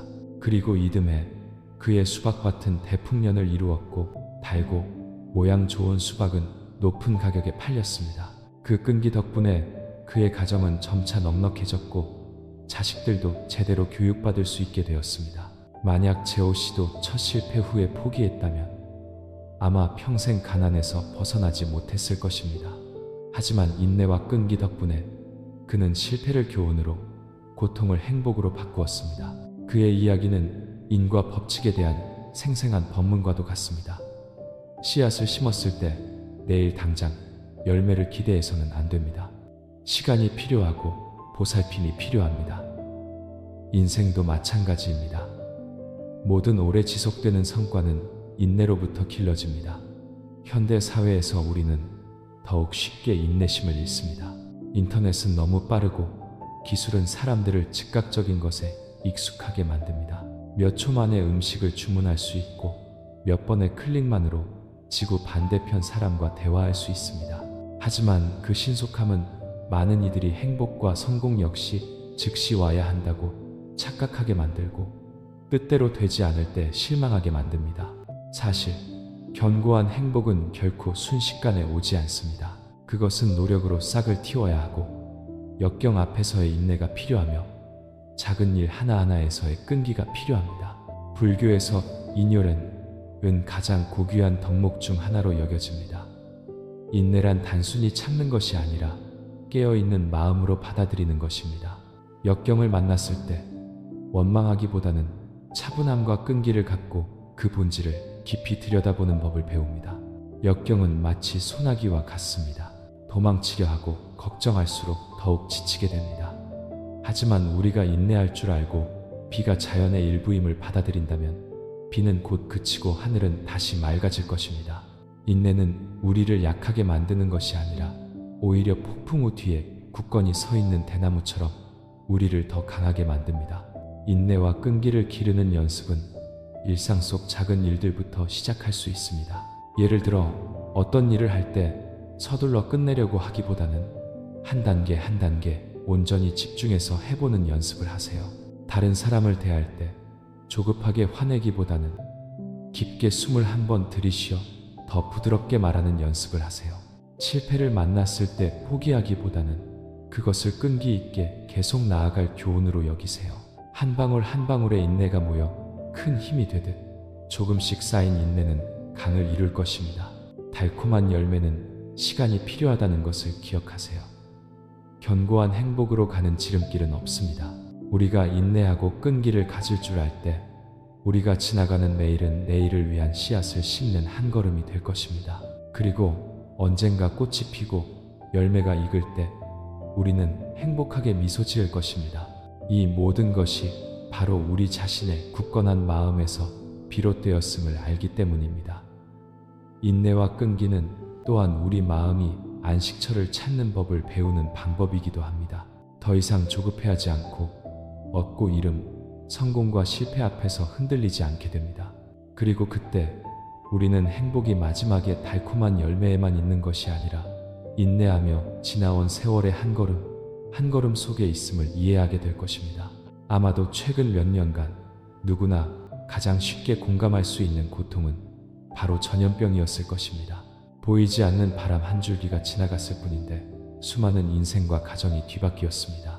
일자리를 잃은 사람, 수입을 잃은 사람이 있었고 심지어 사랑하는 가족을 잃은 사람도 있었습니다. 우리는 밖에서 외식하고 쇼핑하고 여행하며 친구들을 만나는 것에 익숙했지만 갑자기 네 개의 벽 안에 갇혀야만 했습니다. 그것은 너무나 갑작스러운 변화였기에 많은 이들이 답답함과 스트레스 그리고 피로감을 느꼈습니다. 어떤 이는 운명을 탓했고 어떤 이는 절망에 빠졌습니다. 하지만 어떤 이들은 바로 이 역경 덕분에 인생에서 진정으로 중요한 것들을 돌보기 위해 그다지 필요하지 않은 것들을 내려놓는 법을 배우게 되었습니다. 부처님의 가르침에서 고통 명백한 진리로 여겨집니다. 그것은 사성제 스승의 첫 번째 진리입니다. 인생은 고통입니다. 고통은 우리를 절망에 빠뜨리기 위함이 아니라 우리 자신과 우리가 살아가는 방식을 되돌아보도록 일깨워주기 위함입니다. 부처님께서는 또한 고통이 우리의 업계를 소멸시키고 영혼을 정화할 기회가 될 수 있다고 가르치셨습니다. 만약 우리가 도망치고 원망하기만 한다면 고통은 고통을 더할 뿐입니다. 하지만 우리가 그 본질을 깊이 들여다볼 줄 안다면 바로 그 역경 속에서 우리는 평온으로 들어가는 문을 발견하게 될 것입니다. 역경은 또한 우리가 얼마나 사소한 취미에 의존하며 살아왔는지를 보여주는 거울과 같습니다. 전염병이 닥쳤을 때 없어서는 안 될 것 같았던 것들이 갑자기 사라졌습니다. 주말에 커피 타임, 쇼핑, 여행, 심지어 밖에서 신선한 공기를 마시는 습관까지 모든 것을 내려놓아야 했습니다. 우리는 그것들 없이도 살 수 있다는 것을 깨달았습니다. 그리고 그 과정에서 우리는 무엇이 진정으로 지켜야 할 중요한 것인지 그리고 무엇이 그저 집착하던 습관에 불과했는지를 명확히 보게 되었습니다. 서울에서 택시 기사로 일하던 배동철 씨의 이야기를 들려드리고 싶습니다. 코로나 이전 그의 일은 꽤 안정적이었습니다. 매일 손님이 있었고 수입은 아내와 두 아이를 부양하기에 충분했습니다. 가끔 주말이면 온 가족이 함께 외식을 하거나 나들이를 가며 힘든 노동 후에 소소한 기쁨을 누렸습니다. 그러나 전염병이 확산되면서 도시 전체에 사회적 거리두기가 시행되었고 택시 운행이 금지되었습니다. 동철 씨는 순식간에 실업자가 되었고 가족의 유일한 수입원이 끊기면서 삶은 팍팍해졌습니다. 나들이나 외식은 당연히 사라졌습니다. 대신 온 가족은 식비를 아껴야 했고 심지어 한 푼이라도 아끼기 위해 가장 소박한 음식만으로 끼니를 때우는 날도 있었습니다. 처음에는 동철 씨도 매우 슬펐습니다. 그는 예전처럼 가족을 부양하지 못하는 자신이 무능하게 느껴졌습니다. 아이들도 예전처럼 놀러가지 못해 시무룩해 보였습니다. 그러던 어느 날 아내가 온 가족이 함께 경전을 읽거나 불교 서적을 몇 페이지 읽으며 마음을 다스려 보자고 제안했습니다. 그는 원래 익숙하지 않았지만 아내의 뜻에 따라 참여했습니다. 그러자 점차 이상한 변화를 깨닫게 되었습니다. 경전을 읽는 시간 동안 가족들은 오히려 서로 더 가까워지는 것을 느꼈습니다. 더 이상 불평하거나 탓하지 않았습니다. 그 후 온 가족은 함께 대화를 나누고 서로의 이야기를 공유했습니다. 일상 속의 작은 이야기들, 예전에는 중요하지 않게 여겨졌던 것들이 이제는 따뜻한 기쁨의 원천이 되었습니다. 동철 씨는 말합니다. 바로 그 팬데믹 기간 동안 그는 진정으로 가족이 무엇인지 이해하게 되었고, 행복이 돈을 쓰는 데 있는 것이 아니라 함께 있음과 마음의 평온 속에 있다는 것을 진정으로 느끼게 되었다고 말입니다. 동철 씨의 이야기는 만약 우리가 다른 시각으로 바라볼 줄 안다면 고통이 행복의 문을 열어줄 수 있다는 명백한 증거입니다. 만약 그가 계속해서 전염병을 탓하기만 했다면 아마 온 가족은 무거운 분위기 속에 잠겨 있었을 것입니다. 하지만 사소한 취미들을 내려놓을 줄 알았기에 그는 유대감과 영혼의 평온 속에서 새로운 기쁨을 발견했습니다. 불교 철학에서 내려놓음은 상실이 아니라 전환을 의미합니다. 우리가 작은 것을 내려놓을 때 우리는 더 큰 것이 들어올 공간을 열게 됩니다. 마치 손에 조약돌을 꽉 쥐고 있으면 귀한 보석을 받을 수 없는 것과 같습니다. 손을 펴야만 새로운 것을 받을 수 있는 빈 공간이 생깁니다. 개인적인 취미, 소비 습관, 혹은 덧없는 즐거움도 마찬가지입니다. 그것들이 나쁜 것은 아니지만 우리가 너무 많이 집착하면 그것들이 우리를 얽매이게 됩니다. 필요할 때 그것들을 내려놓으면 우리는 마음이 더 가벼워지고 자유로워지는 것을 느끼게 될 것입니다. 그렇다면 실생활에서 우리는 아주 작은 것들부터 시작할 수 있습니다. 어딘가에 가지 못하게 되었을 때 원망하는 대신 잠시 앉아 가족과 대화하는 시간을 가져보세요. 예전처럼 먹고 마시지 못해 슬퍼하는 대신 여전히 먹을 밥이 있고 함께 나눌 가족이 있음에 감사함을 느껴보세요. 잃어버린 것들만 생각하는 대신 여전히 자신이 가지고 있는 것들을 바라보세요. 이것이 바로 우리가 고통을 수행의 기회로 전환하고 역경을 내려놓음에 대한 생생한 교훈으로 바꾸는 방법입니다. 우리가 사소한 취미들을 내려놓을 때 비로소 진정한 행복이 무엇인지 명확히 보게 됩니다. 그것은 화려한 해외여행도 시끄러운 유흥도 아니라 바로 마음의 평온, 가족의 따뜻함입니다. 그리고 역경은 아주 조용히 우리에게 그 교훈을 가르쳐 주었습니다. 고통은 우리를 짓누르기 위함이 아니라 우리에게 깨어날 기회를 주기 위함입니다. 마치 팬데믹이 많은 것을 앗아갔지만 우리에게 내려놓음과 자기 자신에게로 돌아오는 법이라는 귀중한 선물을 되돌려준 것처럼 말입니다. 친구여, 인생이 우리가 원치 않는 고통을 안겨줄 때 사람들의 가장 흔한 반응은 바로 한탄하고 원망하는 것입니다. 어떤 이는 하늘이 불공평하다고 탓하고, 어떤 이는 자신의 팔자가 기구하다고 한탄하며, 어떤 이는 운명이 너무 가혹하다고 원망합니다. 하지만 원망할수록 고통은 더욱 무거워져 마치 어깨 위에 돌덩이가 계속 쌓이는 것과 같습니다. 부처님께서는 인생은 본래 뜻대로 되지 않는다고 가르치셨습니다. 사람으로 태어난 이상 누구나 고통을 겪어야 합니다. 그 고통은 누군가가 가져다 주는 것이 아니라 바로 과거부터 현재까지 심어온 인연인과 업깁의 결과입니다. 업이라는 단어를 이해하면 우리는 인생을 탓하는 것을 줄이고 평온하게 살기 위해 그것을 전환하는 법을 배우게 될 것입니다. 불교에서 업계, 은, 몸셴, 입커, 그리고 뜨이으로 짓는 모든 행위를 의미합니다. 하나의 생각이 일어나고 한마디 말이 나오고 하나의 행동이 이루어지는 모든 것이 업을 만듭니다. 업은 사라지지 않습니다. 그것은 우리 마음속 아라예시에 저장되어 씨앗이 됩니다. 충분한 인연을 만나면 그 씨앗은 싹을 틔워 열매를 맺습니다. 따라서 우리가 오늘 겪고 있는 일들은 우연이 아니라 이전에 심었던 씨앗의 결과입니다. 때로는 이 생에서, 때로는 여러 생에 걸쳐서 말입니다. 어떤 이는 태어날 때부터 장애를 갖고 태어나고, 어떤 이는 가난 속에서 태어나며, 어떤 이는 연이어 불행을 겪습니다. 모든 것에는 원인이 있으며 이유 없이 일어나는 일은 없습니다. 하지만 중요한 것은 우리가 업에 얽매이지 않고 그것을 깨달아 전환해야 한다는 것입니다. 많은 이들이 업이라는 말을 들으면 두려워하며 무거운 업이 자신을 깊은 수렁으로 끌어내려 벗어날 수 없다고 생각합니다. 하지만 사실 업은 두려워할 대상이 아니라 이해해야 할 대상입니다. 우리가 이해하기만 한다면 그것을 전환할 수 있습니다. 마치 강물과 같아서 거세게 흐르도록 내버려 두면 모든 것을 휩쓸어 가지만, 물길을 열고 방향을 이끌어주면 그 물이 밭을 적시고 생명을 키울 수 있는 것과 같습니다. 업도 마찬가지입니다.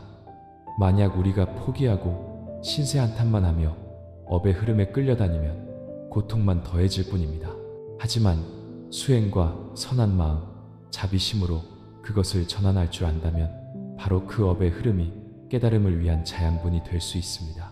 누구라도 쉽게 알아챌 수 있는 업을 갚는 명확한 형태들이 있습니다. 어떤 이는 끊임없는 질병을 앓는데 이는 신업, 신육입니다. 어떤 이는 계속해서 사고를 당하는데 이 또한 업을 갚는 한 방식입니다.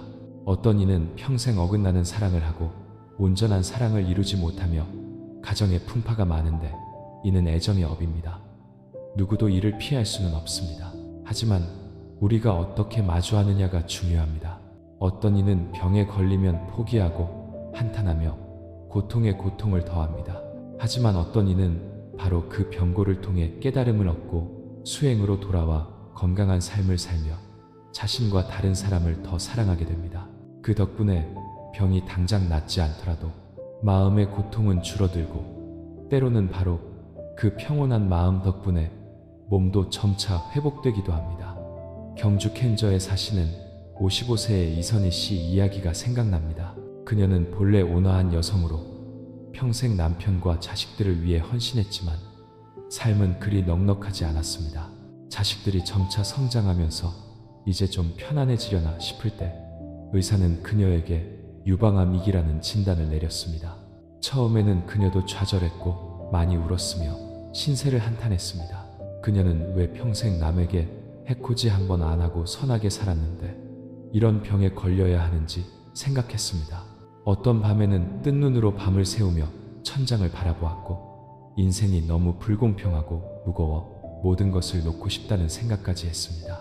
그러던 중 우연히 친구를 따라 절에서 법문을 듣게 되었는데 스님께서 인과, 인고, 업계, 그리고 무상무산에 대해 설법하셨습니다. 그녀는 그 말씀을 들으며 마음속에 한 줄기 빛이 열리는 듯 했습니다. 그녀는 이 병이 형벌도 아니고 억울한 일도 아니며 단지 과거의 업에서 비롯된 하나의 고보일 뿐이라는 것을 깨닫기 시작했습니다. 원망하는 대신 그녀는 받아들이는 법을 배웠습니다. 그날 이후 이선희 씨는 점차 채식을 시작했습니다. 처음에는 한 달에 며칠만 하다가 점차 습관이 되었습니다. 그녀는 아침 저녁으로 염불을 하고 호흡 명상을 하며 번뇌를 내려놓는 연습을 했습니다. 그녀는 또한 절의 불자들과 함께 자원봉사에 참여하여 가난한 환자들에게 식사를 나눠주고 보육원을 방문했습니다. 바로 그 일들이 그녀에게 자신이 여전히 가치 있고 선한 일을 할 수 있다는 느낌을 주었습니다. 마음이 예전처럼 불안하지 않고 평온해졌습니다.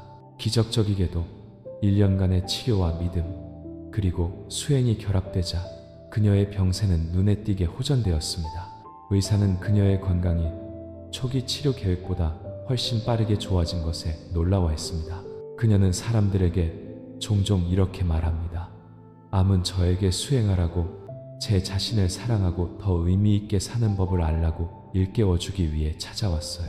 병 덕분에 불법 포파를 만났으니 아니었다면 아마 평생 무명, 무민 속에서 살았을 거예요. 이선희 씨의 이야기는 우리에게 단순하지만 깊은 진실을 보여줍니다. 업은 우리를 파괴하기 위해 오는 것이 아니라 우리가 배워야 할 교훈을 깨닫게 하기 위해 오는 것입니다. 만약 우리가 마음을 열고 돌아올 줄 안다면 심지어 질병마저도 성장의 기회가 될 수 있습니다. 불교에는 업의 힘은 산처럼 높지만 수행하는 마음 덕분에 점차 해소될 수 있다는 말이 있습니다. 병에 걸린 모든 사람이 수행을 통해 병이 낫는 것은 아닙니다. 하지만 수행을 하면 마음이 평온해지는 것은 확실합니다. 마음이 평온하면 몸도 가벼워질 것이고 때로는 바로 그 평온함 덕분에 몸이 어느 정도 회복될 수도 있습니다. 보시다시피 인생에서 누구도 업을 피할 수는 없습니다.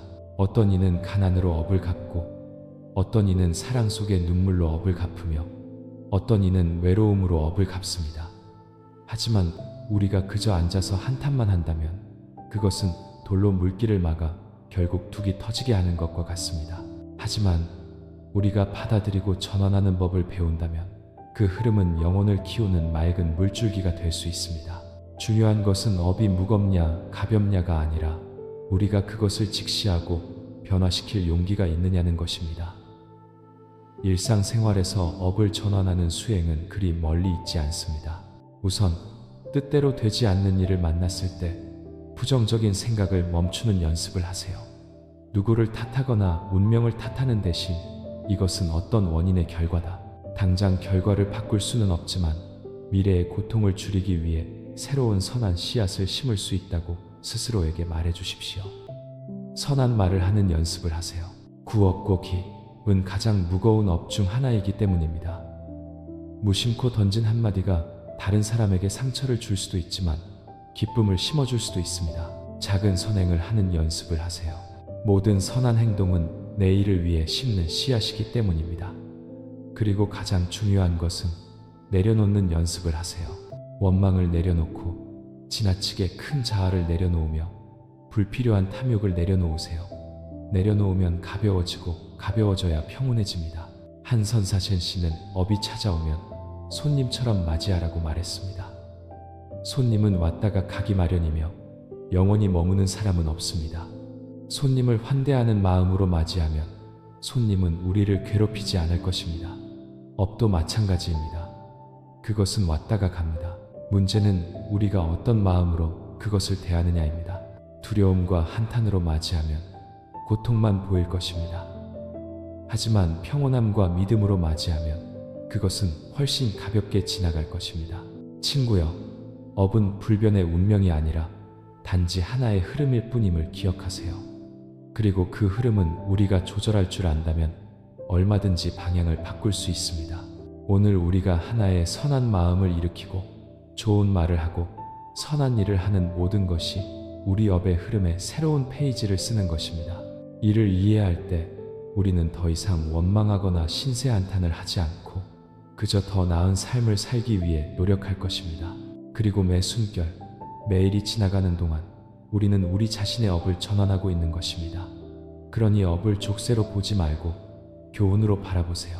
마치 이선희 씨가 자신의 병을 수행하고 의미 있게 살 기회로 바꾼 것처럼 당신도 당신의 고통을 성장의 자양분으로 바꿀 수 있습니다.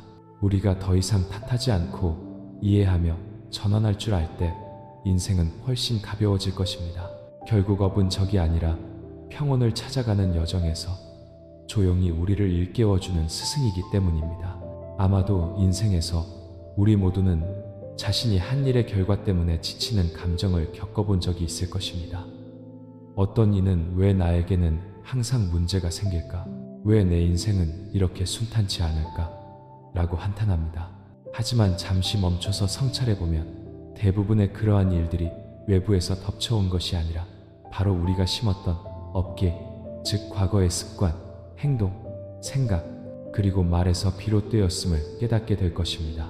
부처님께서는 업은 나 자신의 것이며 내가 만든 것이고 그림자처럼 나를 따른다고 가르치셨습니다.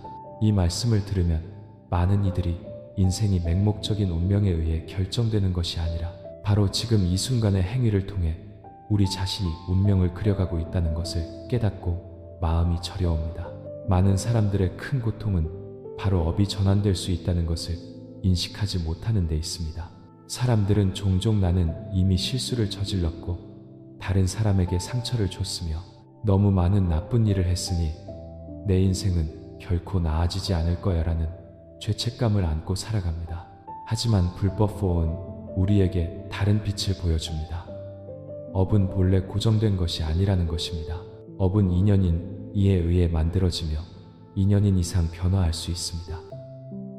마음이라는 밭에 나쁜 씨앗 하나가 심어지면 독초가 자랄 수 있습니다. 하지만 우리가 더 많은 선한 씨앗을 심고 자비와 지혜로 물을 준다면 그 정원은 여전히 푸르게 변하고 선한 꽃들로 가득 찰 수 있습니다. 이것이 바로 악업, 악엄을 선업, 산nghiệp으로 대체하는 업의 전환 수행입니다. 우리 각자의 세 가지 근본적인 업, 즉 신신, 국업, 의의를 살펴보십시오. 매일 우리는 이 세 가지 업을 사용하며 삶을 살아가고 바로 이것들이 우리의 세상을 만듭니다. 신신은 행동이고 국어는 말이며 의의는 생각입니다. 만약 우리 몸이 불선부산한 일을 하고 입이 독한 말을 내뱉으며 뜻이 탐욕과 분노로 가득하다면 그것은 마치 등 뒤에 무거운 돌덩이들을 짊어지고 인생을 더욱 어둡게 만드는 것과 같습니다. 하지만 멈춰서 이 세 가지 업을 맑고 깨끗하게 가꿀 줄 안다면 고통의 결과는 자연스럽게 선한 결과로 바뀌고 삶도 한결 가벼워질 것입니다. 경기도 증기더에 사는 박정호 씨의 아주 현실적인 이야기가 생각납니다. 예전에 정호 씨는 마을에서 소문난 주정뱅이였습니다. 술만 마셨다 하면 아내와 자식들에게 욕설을 퍼부었고 심지어 여러 번 손찌검까지 해 가족들을 공포에 떨게 했습니다. 가정은 파탄났고 아이들은 점차 그를 멀리했습니다. 이웃들은 그저 안타까워하며 고개를 저을 뿐이었습니다. 많은 이들이 정호 씨의 아내처럼 잘못된 남편을 만난 여성의 운명은 출구 없는 고통의 삶이라고 생각했습니다. 그러나 어느 날 우연히 정호 씨는 고향 근처의 한 절에서 법문을 듣게 되었습니다. 그때 스님의 말씀이 그의 마음을 울렸습니다. 업은 자신이 만든 것이니 자신만이 그것을 전환할 수 있습니다. 우리를 가두는 것은 자신의 불선한 습관 외에는 아무것도 없습니다. 그 말씀이 뇌리를 떠나지 않아 그는 며칠 내내 깊은 생각에 잠겼습니다. 그때부터 정호 씨는 술을 끊는 연습을 시작했습니다. 처음에는 술에 대한 갈망이 불처럼 타올라 매우 힘들었습니다. 하지만 그는 신구의 삼업, 삼엽을 잘 지키라는 스님의 가르침을 떠올렸습니다. 그는 오늘 내가 술을 마시지 않으면 나는 선한 씨앗 하나를 심는 것이다라고 스스로에게 다짐했습니다. 하루하루 그는 변하려고 노력했습니다. 자식들이 마음에 들지 않는 행동을 했을 때 예전처럼 욕설을 퍼붓는 대신 깊게 숨을 한번 들이쉬고 천천히 에이 별일 아니잖니라고 말하는 연습을 했습니다. 그는 온화하고 친절한 말을 하는 연습을 했고 점차 오랜 습관은 희미해졌습니다. 대신 그는 절의 봉사활동에 참여하여 동네의 어려운 가정을 돕기 시작했습니다. 정호 씨의 변화에 많은 이들이 놀랐습니다. 파탄났던 가정은 점차 다시 화목해졌고 아내는 더 이상 두려움 속에서 살지 않았습니다. 아이들은 아버지에게 다가가기 시작했고 심지어 친구들에게 아버지가 변했다고 자랑스럽게 이야기하기도 했습니다. 주정뱅이의 업이 무거웠던 그는 업이 결코 불변하는 것이 아님을 보여주는 살아있는 본보기가 되었습니다. 업은 우리를 덧차매는 족쇄가 될 수도 있지만 우리가 어떻게 가꾸느냐에 따라 우리를 들어 올리는 날개가 될 수도 있습니다. 이 이야기는 우리에게 부처님께서 가르치신 아주 근본적인 진리를 떠올리게 합니다. 마음이 모든 법을 이끌고 마음이 주인이 되며 마음이 모든 것을 만든다. 신구의 신, 삼업은 본래 마음에서 시작됩니다. 마음이 분노로 물들면 몸과 입은 고통을 주는 행동과 말로 드러납니다. 하지만 마음이 자비와 마음 챙김으로 길러지면 심지어 한 번의 눈빛, 미소, 작은 말 한마디조차도 다른 사람을 치유하는 약이 될 수 있습니다. 이는 업을 전환하려면 먼저 우리 마음을 돌아보고 관조해야 함을 보여줍니다. 우리가 언제 탐욕, 분노, 어리석음에 이끌리는지 알아차리고 더 이상 나쁜 씨앗을 뿌리지 않기 위해 멈추는 법을 배워야 합니다. 일상생활에서 삼업을 맑게 지키기 위한 수행 방법은 아주 많습니다. 예를 들어 비판적인 말을 하는 대신 격려의 말을 해보세요. 몸이 나쁜 습관을 따르도록 내버려 두는 대신 어려운 사람을 돕거나 환경을 보호하는 등 선한 행동으로 몸을 이끄세요. 마음에 부정적인 생각이 자리 잡도록 두는 대신 감사, 용서, 그리고 사랑의 생각을 기르세요. 우리가 이처럼 많은 선업을 심으면 점차 과거의 나쁜 업들은 해소될 것입니다. 마치 맑은 물이 흐린 연못으로 흘러 들어가면 언젠가 그 연못이 다시 맑아지는 것과 같습니다. 보시다시피 누구나 아름다운 시작을 하는 것은 아니지만 누구나 업을 전환함으로써 다시 시작할 기회는 있습니다. 정호 씨의 이야기는 그 자신만을 위한 것이 아니라 우리 모두에게 주는 일깨움입니다.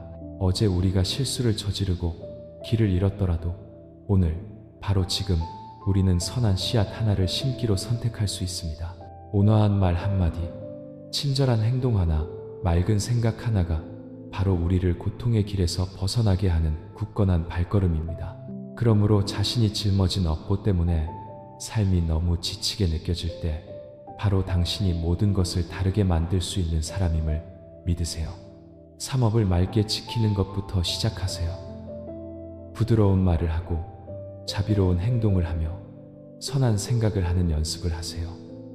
작은 일 하나를 가볍게 여기지 마세요.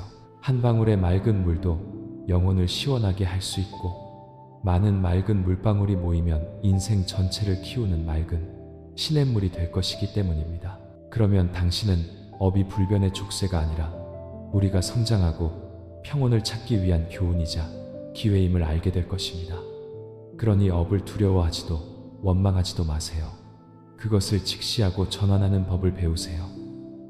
업은 나로부터 만들어졌고 또한 바로 내가 마음 챙김의 빛과 자비의 씨앗으로 그것을 전환할 수 있기 때문입니다.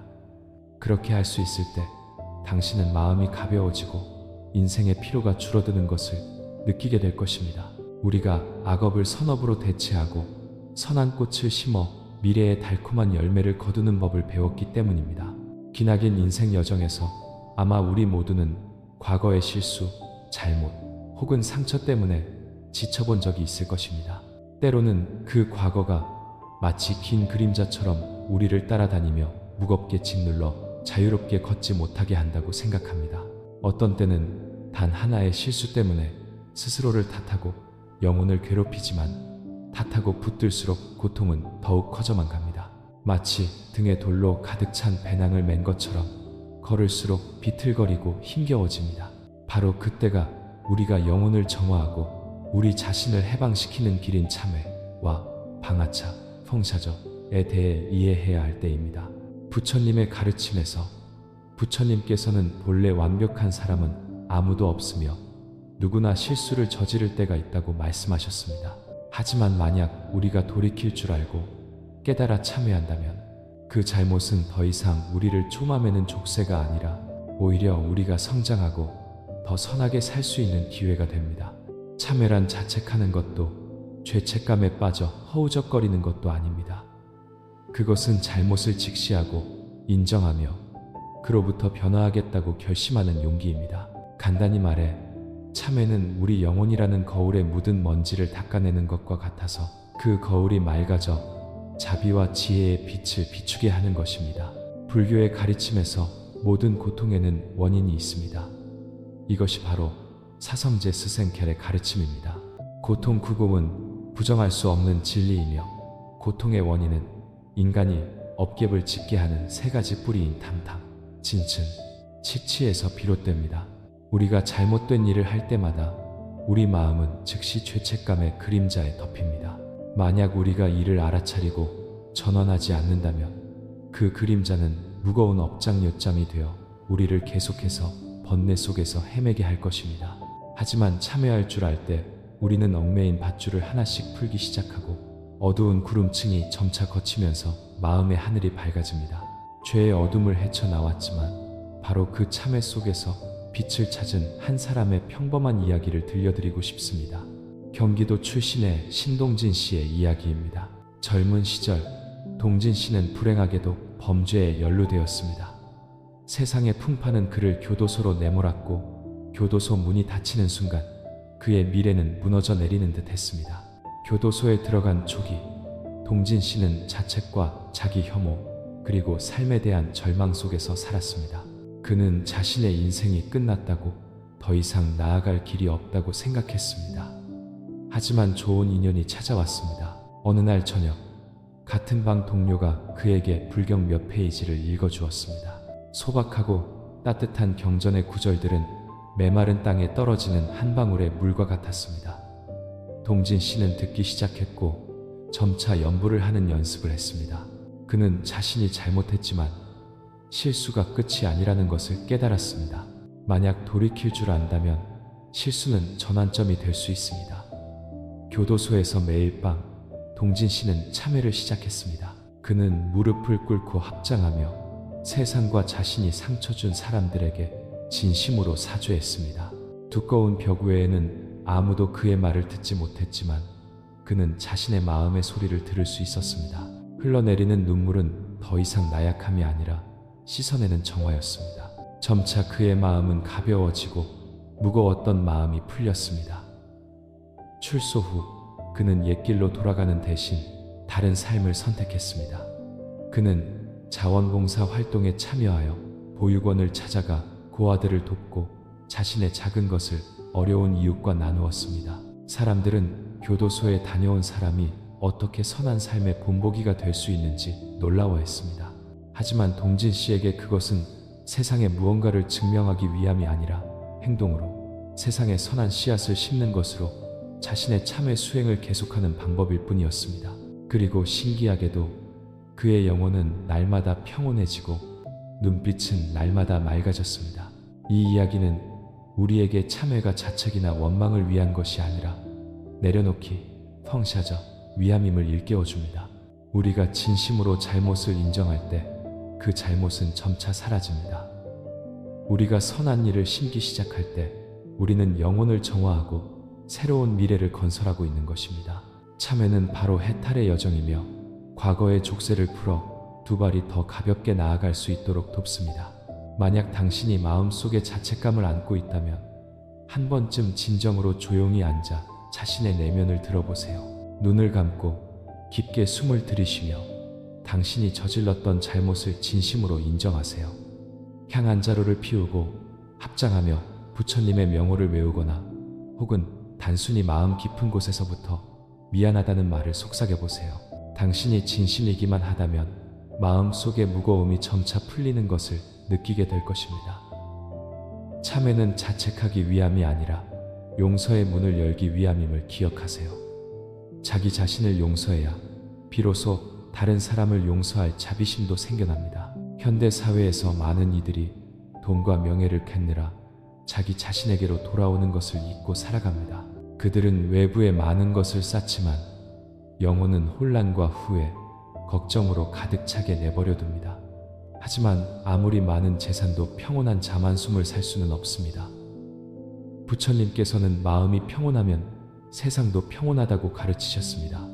마음이 평온해지려면 먼저 감히 마주하고 감히 내려놓을 줄 알아야 하며 참회는 바로 우리가 무거운 과거를 내려놓고 현재의 평온을 되찾도록 돕는 방법 중 하나입니다. 보시다시피 인생은 본래 마냥 장밋빛은 아니며 누구나 넘어지고 실수를 저지를 때가 있습니다. 하지만 후회 속에 잠겨있기보다는 용감하게 일어나 자신을 새롭게 하세요. 마치 잡초가 무성하게 자란 정원과 같습니다. 만약 우리가 그저 앉아서 왜 잡초가 자라는지 탓하기만 한다면 그 정원은 날이 갈수록 황폐해질 것입니다. 하지만 우리가 수고를 들여 잡초를 하나하나 뽑고 그 자리에 선한 씨앗을 심는다면 머지않아 그 정원은 아름다운 꽃으로 활짝 피어날 것입니다. 사람의 영혼도 마찬가지입니다. 참회하고 내려놓을 줄 안다면 비록 과거가 어둠으로 가득했더라도 미래는 여전히 밝게 빛날 수 있습니다. 자기 자신을 용서하는 것이 바로 당신이 인생에 줄 수 있는 가장 큰 선물임을 기억하세요. 마음속에 무거운 짐을 내려놓을 수 있을 때 비로소 당신은 앞길을 자유롭게 걸어갈 수 있습니다. 그리고 그때 당신은 깨닫게 될 것입니다. 참회는 멈춤이 아니라 새로운 여정의 시작이라는 것을요. 평온과 자유의 여정 말입니다.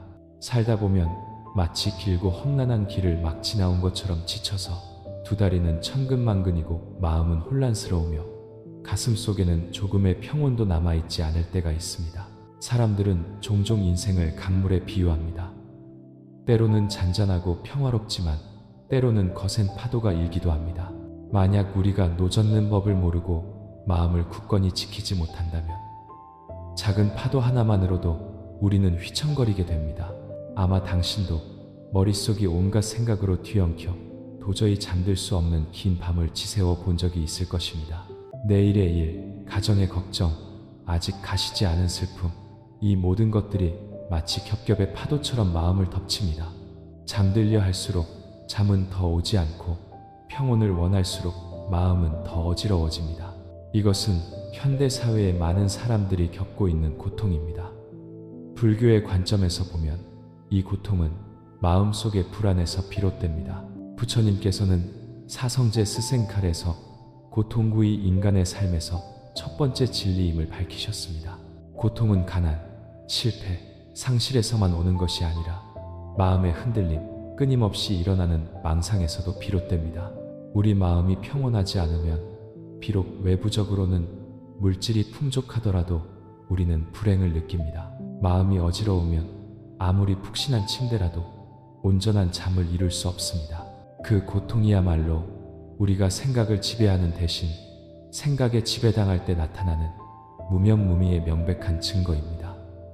경전에서 부처님께서는 종종 마음을 고요함으로 되돌리는 길로서 명상, 민상, 수행을 언급하셨습니다. 명상은 심오하거나 신비로운 것이 아닙니다. 또한 출가자만을 위한 수행법도 아닙니다.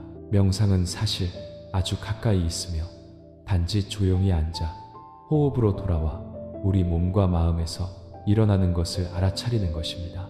우리가 숨을 깊게 들이쉴 때 우리는 숨을 들이쉬고 있음을 압니다. 우리가 숨을 내쉴 때 우리는 숨을 내쉬고 있음을 압니다. 단지 그것뿐입니다. 하지만 꾸준히 수행한다면 우리는 경이로운 일이 서서히 일어나는 것을 보게 될 것입니다. 마음은 한결 가벼워지고 생각들은 점차 가라앉으며 고통도 그에 따라 연기처럼 사라집니다. 당신에게 들려주고 싶은 작은 이야기가 하나 있습니다. 전주 근처에 사는 교사 정혜림 씨의 이야기입니다.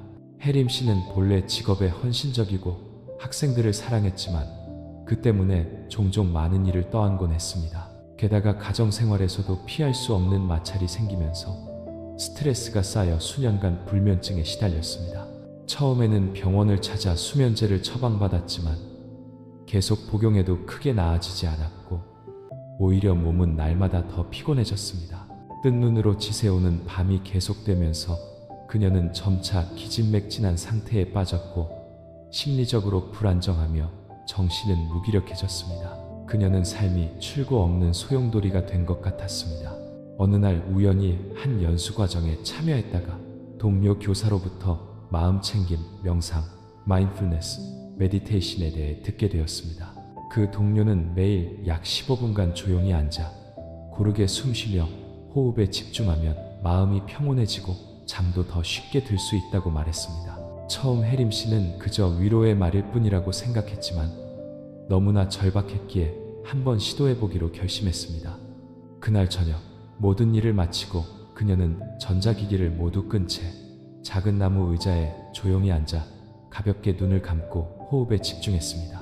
처음에는 마음이 여전히 어지럽게 날뛰었고 온갖 영상들이 떠올랐습니다. 숨을 내쉬고 나면 어느새 생각의 흐름에 휩쓸려 있는 자신을 발견했습니다. 하지만 친구의 조언을 기억하며 그녀는 인내심을 갖고 다시 숨결 하나하나로 돌아왔습니다. 숨을 들이쉬며 내가 숨을 들이쉬고 있음을 안다. 숨을 내쉬며 내가 숨을 내쉬고 있음을 안다. 그러자 점차 기적 같은 일이 나타났습니다. 불과 몇 주간의 꾸준한 노력 끝에 그녀는 수행할 때마다 한결 편안해지는 것을 느꼈습니다. 불안에 몸부림치는 대신 그녀는 자신이 여전히 숨쉬고 살아있음을 깨닫고 미소 지을 줄 알게 되었습니다. 그리고 그녀가 가장 예상치 못했던 것은 몇 달 후 약 없이도 잠이 자연스럽게 돌아왔다는 것입니다. 그녀는 깊은 잠을 잘 수 있게 되었고 몸은 더 건강해졌으며 영혼은 더 평온해졌습니다. 그녀는 명상이 자신에게 새로운 문을 열어주어 불면과 고통의 어둠에서 평온의 빛으로 이끌어 주었다고 말합니다. 혜림 씨의 이야기는 명상이 결코 멀리 있는 것이 아니며 절이나 책 속에만 존재하는 것이 아님을 증명합니다. 명상은 바로 자기 자신에게로 돌아오는 것입니다. 누구든 어디서든 언제든지 수행할 수 있습니다. 단지 우리가 멈추고 돌아와 호흡을 들을 의지만 있다면 평온은 바로 그 순간에 존재합니다. 부처님께서 가르치셨듯이 평온은 먼 곳에 있는 것이 아니라 바로 현재의 순간에 있습니다. 우리 마음이 마음 챙김 속에 머물 때 말입니다. 상상해 보세요. 삶의 온갖 번잡함 속에서 우리가 몇 분간 조용히 앉아 자신의 숨결을 들을 수 있다는 것을요. 마치 우리가 무거운 짐을 내려놓고 바깥의 폭풍우를 떠나 마음속에 평온한 집으로 피신하는 것과 같습니다. 숨결 하나하나가 버팀목이 되고 영혼의 안식처가 됩니다. 우리가 숨을 들이쉴 때 우리는 양분을 공급받고 있음을 압니다. 우리가 숨을 내쉴 때 우리는 내려놓고 있음을 압니다. 불안을 내려놓고 분노를 내려놓으며 기대를 내려놓습니다. 그러면 우리는 더 가벼워지고 마음은 열리며 지혜도 더 밝아집니다. 명상은 단지 숙면을 돕는 것뿐만 아니라 삶의 고통을 평온한 마음으로 마주하게 돕습니다. 어려움을 만났을 때 당황하는 대신 우리는 멈춰서 숨을 쉽니다. 분노를 마주했을 때 성급하게 반응하는 대신 우리는 숨 쉬며 그것을 알아차리고 끌어안습니다. 덕분에 우리는 더 이상 풍파에 휩쓸리지 않고 산처럼 굳건히 서 있을 수 있습니다. 이것이 바로 명상의 정수입니다. 모든 상황 속에서 마음을 맑고 안정되게 유지하는 것입니다. 어떤 이들은 그렇다면 명상 수행은 어디서부터 시작해야 하나요? 라고 묻습니다. 사실 복잡할 필요가 없습니다. 의자에, 방석에 혹은 심지어 걸으면서도 조용히 앉을 수 있습니다. 중요한 것은 몸을 편안하게 유지하고 마음을 호흡으로 향하게 하는 것입니다. 매일 단 5분으로 시작하여 적합하다고 느끼면 점차 시간을 늘려가세요. 숨을 들이쉴 때 마음속으로 나는 숨을 들이쉬고 있다고 말해보세요. 숨을 내쉴 때 나는 숨을 내쉬고 있다고 말해보세요. 단지 그것뿐이지만 꾸준히 한다면 경이로운 전환을 경험하게 될 것입니다. 선사신스들은 명상은 고통을 피하기 위함이 아니라 평온한 마음으로 그것을 직시하기 위함이다라고 말했습니다. 우리가 고통을 들여다볼 충분한 용기를 가질 때 비로소 고통 역시 삶의 일부일 뿐임을 알게 됩니다. 그것은 하늘을 가로지르는 구름처럼 왔다가 갑니다. 우리는 더 이상 그것에 지배당하지 않고 그것과 함께 가볍게 살아가는 법을 배웁니다. 이것이 바로 명상의 힘입니다. 친구여, 아마 여기까지 들으셨다면 인생의 풍파가 일 때 우리가 반드시 온 힘을 다해 맞서 싸울 필요는 없다는 것을 깨달으셨을 것입니다. 때로는 그저 앉아서 호흡을 듣는 것만으로도 폭풍우 속에서 마음의 평온을 지키는 방법이 될 수 있습니다. 혜림 씨가 잠과 평온을 되찾았듯이 당신도 충분히 그렇게 할 수 있습니다. 왜냐하면 평온은 먼 곳에 있는 것이 아니라 바로 당신의 숨결 하나하나 깨어있는 현존 속에 있기 때문입니다. 그리고 기억하세요. 마음이 고요하면 고통도 가라앉을 것입니다. 마음이 안주하면 바깥의 어떤 풍파도 우리를 흔들 수 없습니다. 명상은 바로 우리 안에 본래 존재하는 평온을 되찾기 위한 단순하지만 깊이 있는 길입니다. 이 세상에 누구라도 적어도 한 번은 모든 것을 내려놓고 싶을 만큼 지친다고 느껴본 적이 있을 것입니다. 어떤 이는 일 때문에 지칩니다. 매일 아침 눈을 뜨면 한 무더기의 걱정, 실전 목표, 그리고 요구하는 눈빛들을 마주해야 합니다. 어떤 이는 감정 때문에 지칩니다. 한 사람에게 온 마음을 다했지만 돌아오는 것은 무관심과 배신일 때 말입니다. 어떤 이는 가족 때문에 지칩니다.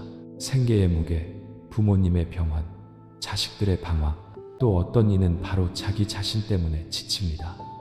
삶이 무의미하게 느껴지고 수년간의 노력이 평온 하나 가져다 주지 못한다고 느낄 때입니다. 이것들은 매우 현실적인 고통입니다. 멀리서 찾을 필요 없이 그것들은 우리 숨결 하나하나 살아가는 매일 속에 스며들어 있습니다. 만약 고통에서 멈춰선다면 인간은 영원히 고통받을 것입니다. 부처님께서는 사성제스에서 명확히 밝히셨습니다. 첫 번째 진리는 고쿠의 진리다. 고통은 어디에나 존재한다. 태어나고 늙고 병들고 죽는 것 속에, 사랑하지만 얻지 못하는 것 속에, 미워하지만 만나야 하는 것 속에, 구하지만 이루지 못하는 것 속에, 고통은 부와 가난, 학식과 지위를 가리지 않습니다. 가난한 이는 돈이 없어 고통받고, 부자는 돈을 지키느라 고통받습니다. 학식이 낮은 이는 자격지심으로 고통받고, 학식이 높은 이는 성공의 압박으로 고통받습니다. 결국 고통의 뿌리는 본래 무상, 한 것들을 영원히 붙들고 싶어하는, 집착하는 마음에 있습니다. 한 사람이 선사신 씨에게 물었습니다. 스님, 어떻게 해야 고통에서 벗어날 수 있습니까? 선사는 미소 지으며 답했습니다. 고통에서 벗어날 방법을 찾으려 하지 말고 고통과 함께 살아가되 마음이 고통받지 않는 법을 배우게나. 이 가르침은 역설적으로 들리지만 깊은 지혜가 담겨 있습니다. 고통은 완전히 없앨 수 없지만 사람은 고통 앞에서 자신의 태도를 바꿀 수 있습니다. 우리는 여전히 살아야 하고 어려움을 겪어야 합니다. 하지만 마냥 내려놓을 줄 알고 과거에 얽매이지 않으며 미래에 대해 과도하게 요구하지 않는다면 마음은 저절로 가벼워집니다. 떨어지는 나뭇잎 하나를 보십시오. 그것이 가지를 떠나는 것은 가지를 미워해서가 아니라 삶의 여정에서 내려놓을 때가 되었기 때문입니다. 만약 나뭇잎이 계속해서 매달리려고만 한다면 결국 시들고 말 뿐 푸르름을 지킬 수 없습니다. 사람도 마찬가지입니다. 만약 지나간 것들을, 그것이 기쁨이든 슬픔이든 계속 꽉 쥐고만 있다면 마음은 무거워져 평온히 깃들 자리가 없어집니다. 우리는 나뭇잎을 지키는 나무가 아니라 여정이 너무 힘겨워지지 않도록 가볍게 지나가야 하는 나그네일 뿐입니다. 팬데믹 시기에 큰 사업체를 손에 쥐고 있던 수많은 사람들이 단 한 번의 사건으로 모든 것을 잃었습니다. 어떤 이는 평생 한 길을 가겠다고 계획했지만 단 한 번의 세상 풍파가 그들을 다른 곳으로 휩쓸어 갔습니다. 하지만 상실 속에서 어떤 이들은 평온을 찾아냈습니다. 한 여성 기업인이 이런 이야기를 한 적이 있습니다. 팬데믹으로 회사가 문을 닫았을 때 그녀는 살고 싶지 않을 만큼 절망했다고 합니다. 그러던 어느 날 텅 빈 방에 앉아 정원을 내다보는데 바깥은 폭풍우가 몰아치는데도 들꽃들은 평온하게 피어있는 것을 보았습니다. 그녀는 문득 깨달았습니다. 온 세상과 맞서 싸울 필요 없이 단지 저 꽃처럼 소박하게 사는 법을 배우면 안정감을 찾을 수 있다는 것을요. 그때부터 그녀는 명상을 하고 염불을 하며 인생은 무상하다는 것을 받아들이는 연습을 시작했습니다. 점차 그녀는 상실을 비극으로 여기지 않고 다시 시작할 기회로 보게 되었습니다. 이것이 바로 내려놓음의 힘입니다. 내려놓는다는 것은 모든 것을 포기하고 아무것도 하지 않는다는 뜻이 아니라 지킬 가치가 있는 것과 놓아주어야 할 것을 분별할 줄 아는 지혜입니다. 마음을 지키기 위해 해로운 관계를 내려놓고 새로운 길을 시작하기 위해 인연이 다한 꿈을 내려놓습니다. 마음이 가벼워지기 위해 증오를 내려놓고 삶의 긴장을 풀기 위해 완벽주의를 내려놓습니다. 마치 여행을 갈 때 짐이 너무 많으면 발걸음이 무거워져 멀리 가기 힘든 것과 같습니다. 과감히 짐을 덜어낼 때 비로소 우리는 길가의 아름다운 풍경을 자유롭게 즐길 수 있습니다. 이 인생도 그런 여행과 같습니다. 법구경파 주에서 부처님께서는 만 명의 군사를 이기는 것보다 자기 자신을 이기는 것이 더 훌륭하다고 가르치셨습니다. 그리고 자기 자신을 이기는 것은 때로 맞서 싸우는 것이 아니라 적절한 때에 내려놓을 줄 아는 것입니다. 탐욕을 내려놓으면 우리는 충만함을 느낍니다. 분노를 내려놓으면 우리는 마음의 가벼움을 느낍니다. 어리석음을 내려놓으면 우리는 명료함을 느낍니다. 이것이야말로 가장 위대한 승리입니다. 한 스승과 제자에 대한 작은 이야기가 있습니다. 제자는 매일 자신이 짊어진 고통에 대해 불평했습니다.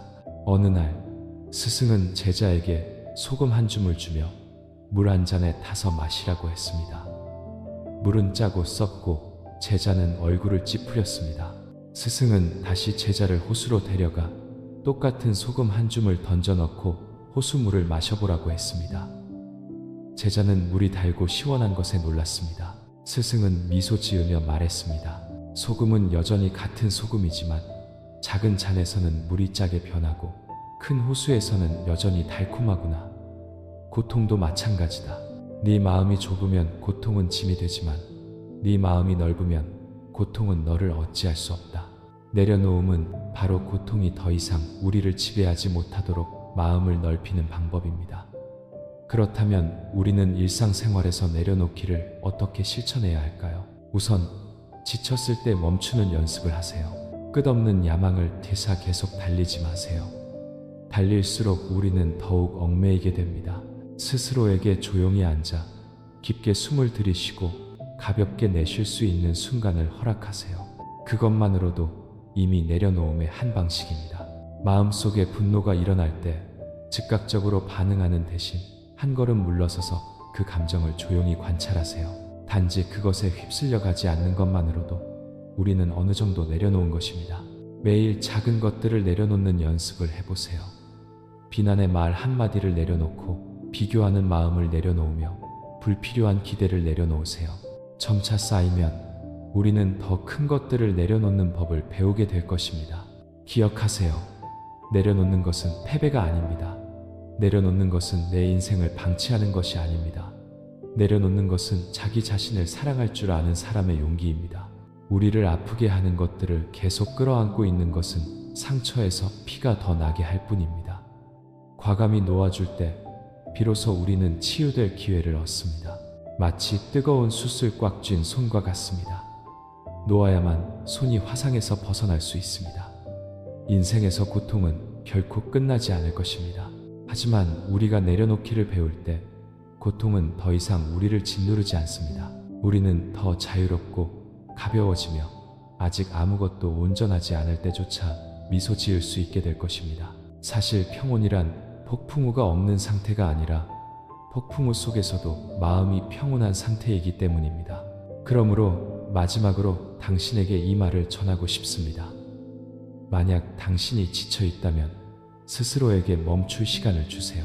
만약 당신이 고통스럽다면 내려놓는 연습을 하세요. 내려놓는 것이 잃는 것이라고 생각하지 마세요. 내려놓음이야말로 평온으로 가는 길이기 때문입니다. 이 나눔의 말들을 모두 듣고 난 후 당신이 자기 자신을 더 많이 사랑하고 매 순간을 온전히 살아가며 영원히 자유로워질 수 있기를 바랍니다. 우리 모두가 언제 쥐고 언제 놓아야 할지를 아는 지혜와 자기 자신과 다른 이들과 함께 살아갈 자비와 인생의 굴곡을 지나면서도 미소를 잃지 않을 평온을 갖추기를 기원합니다.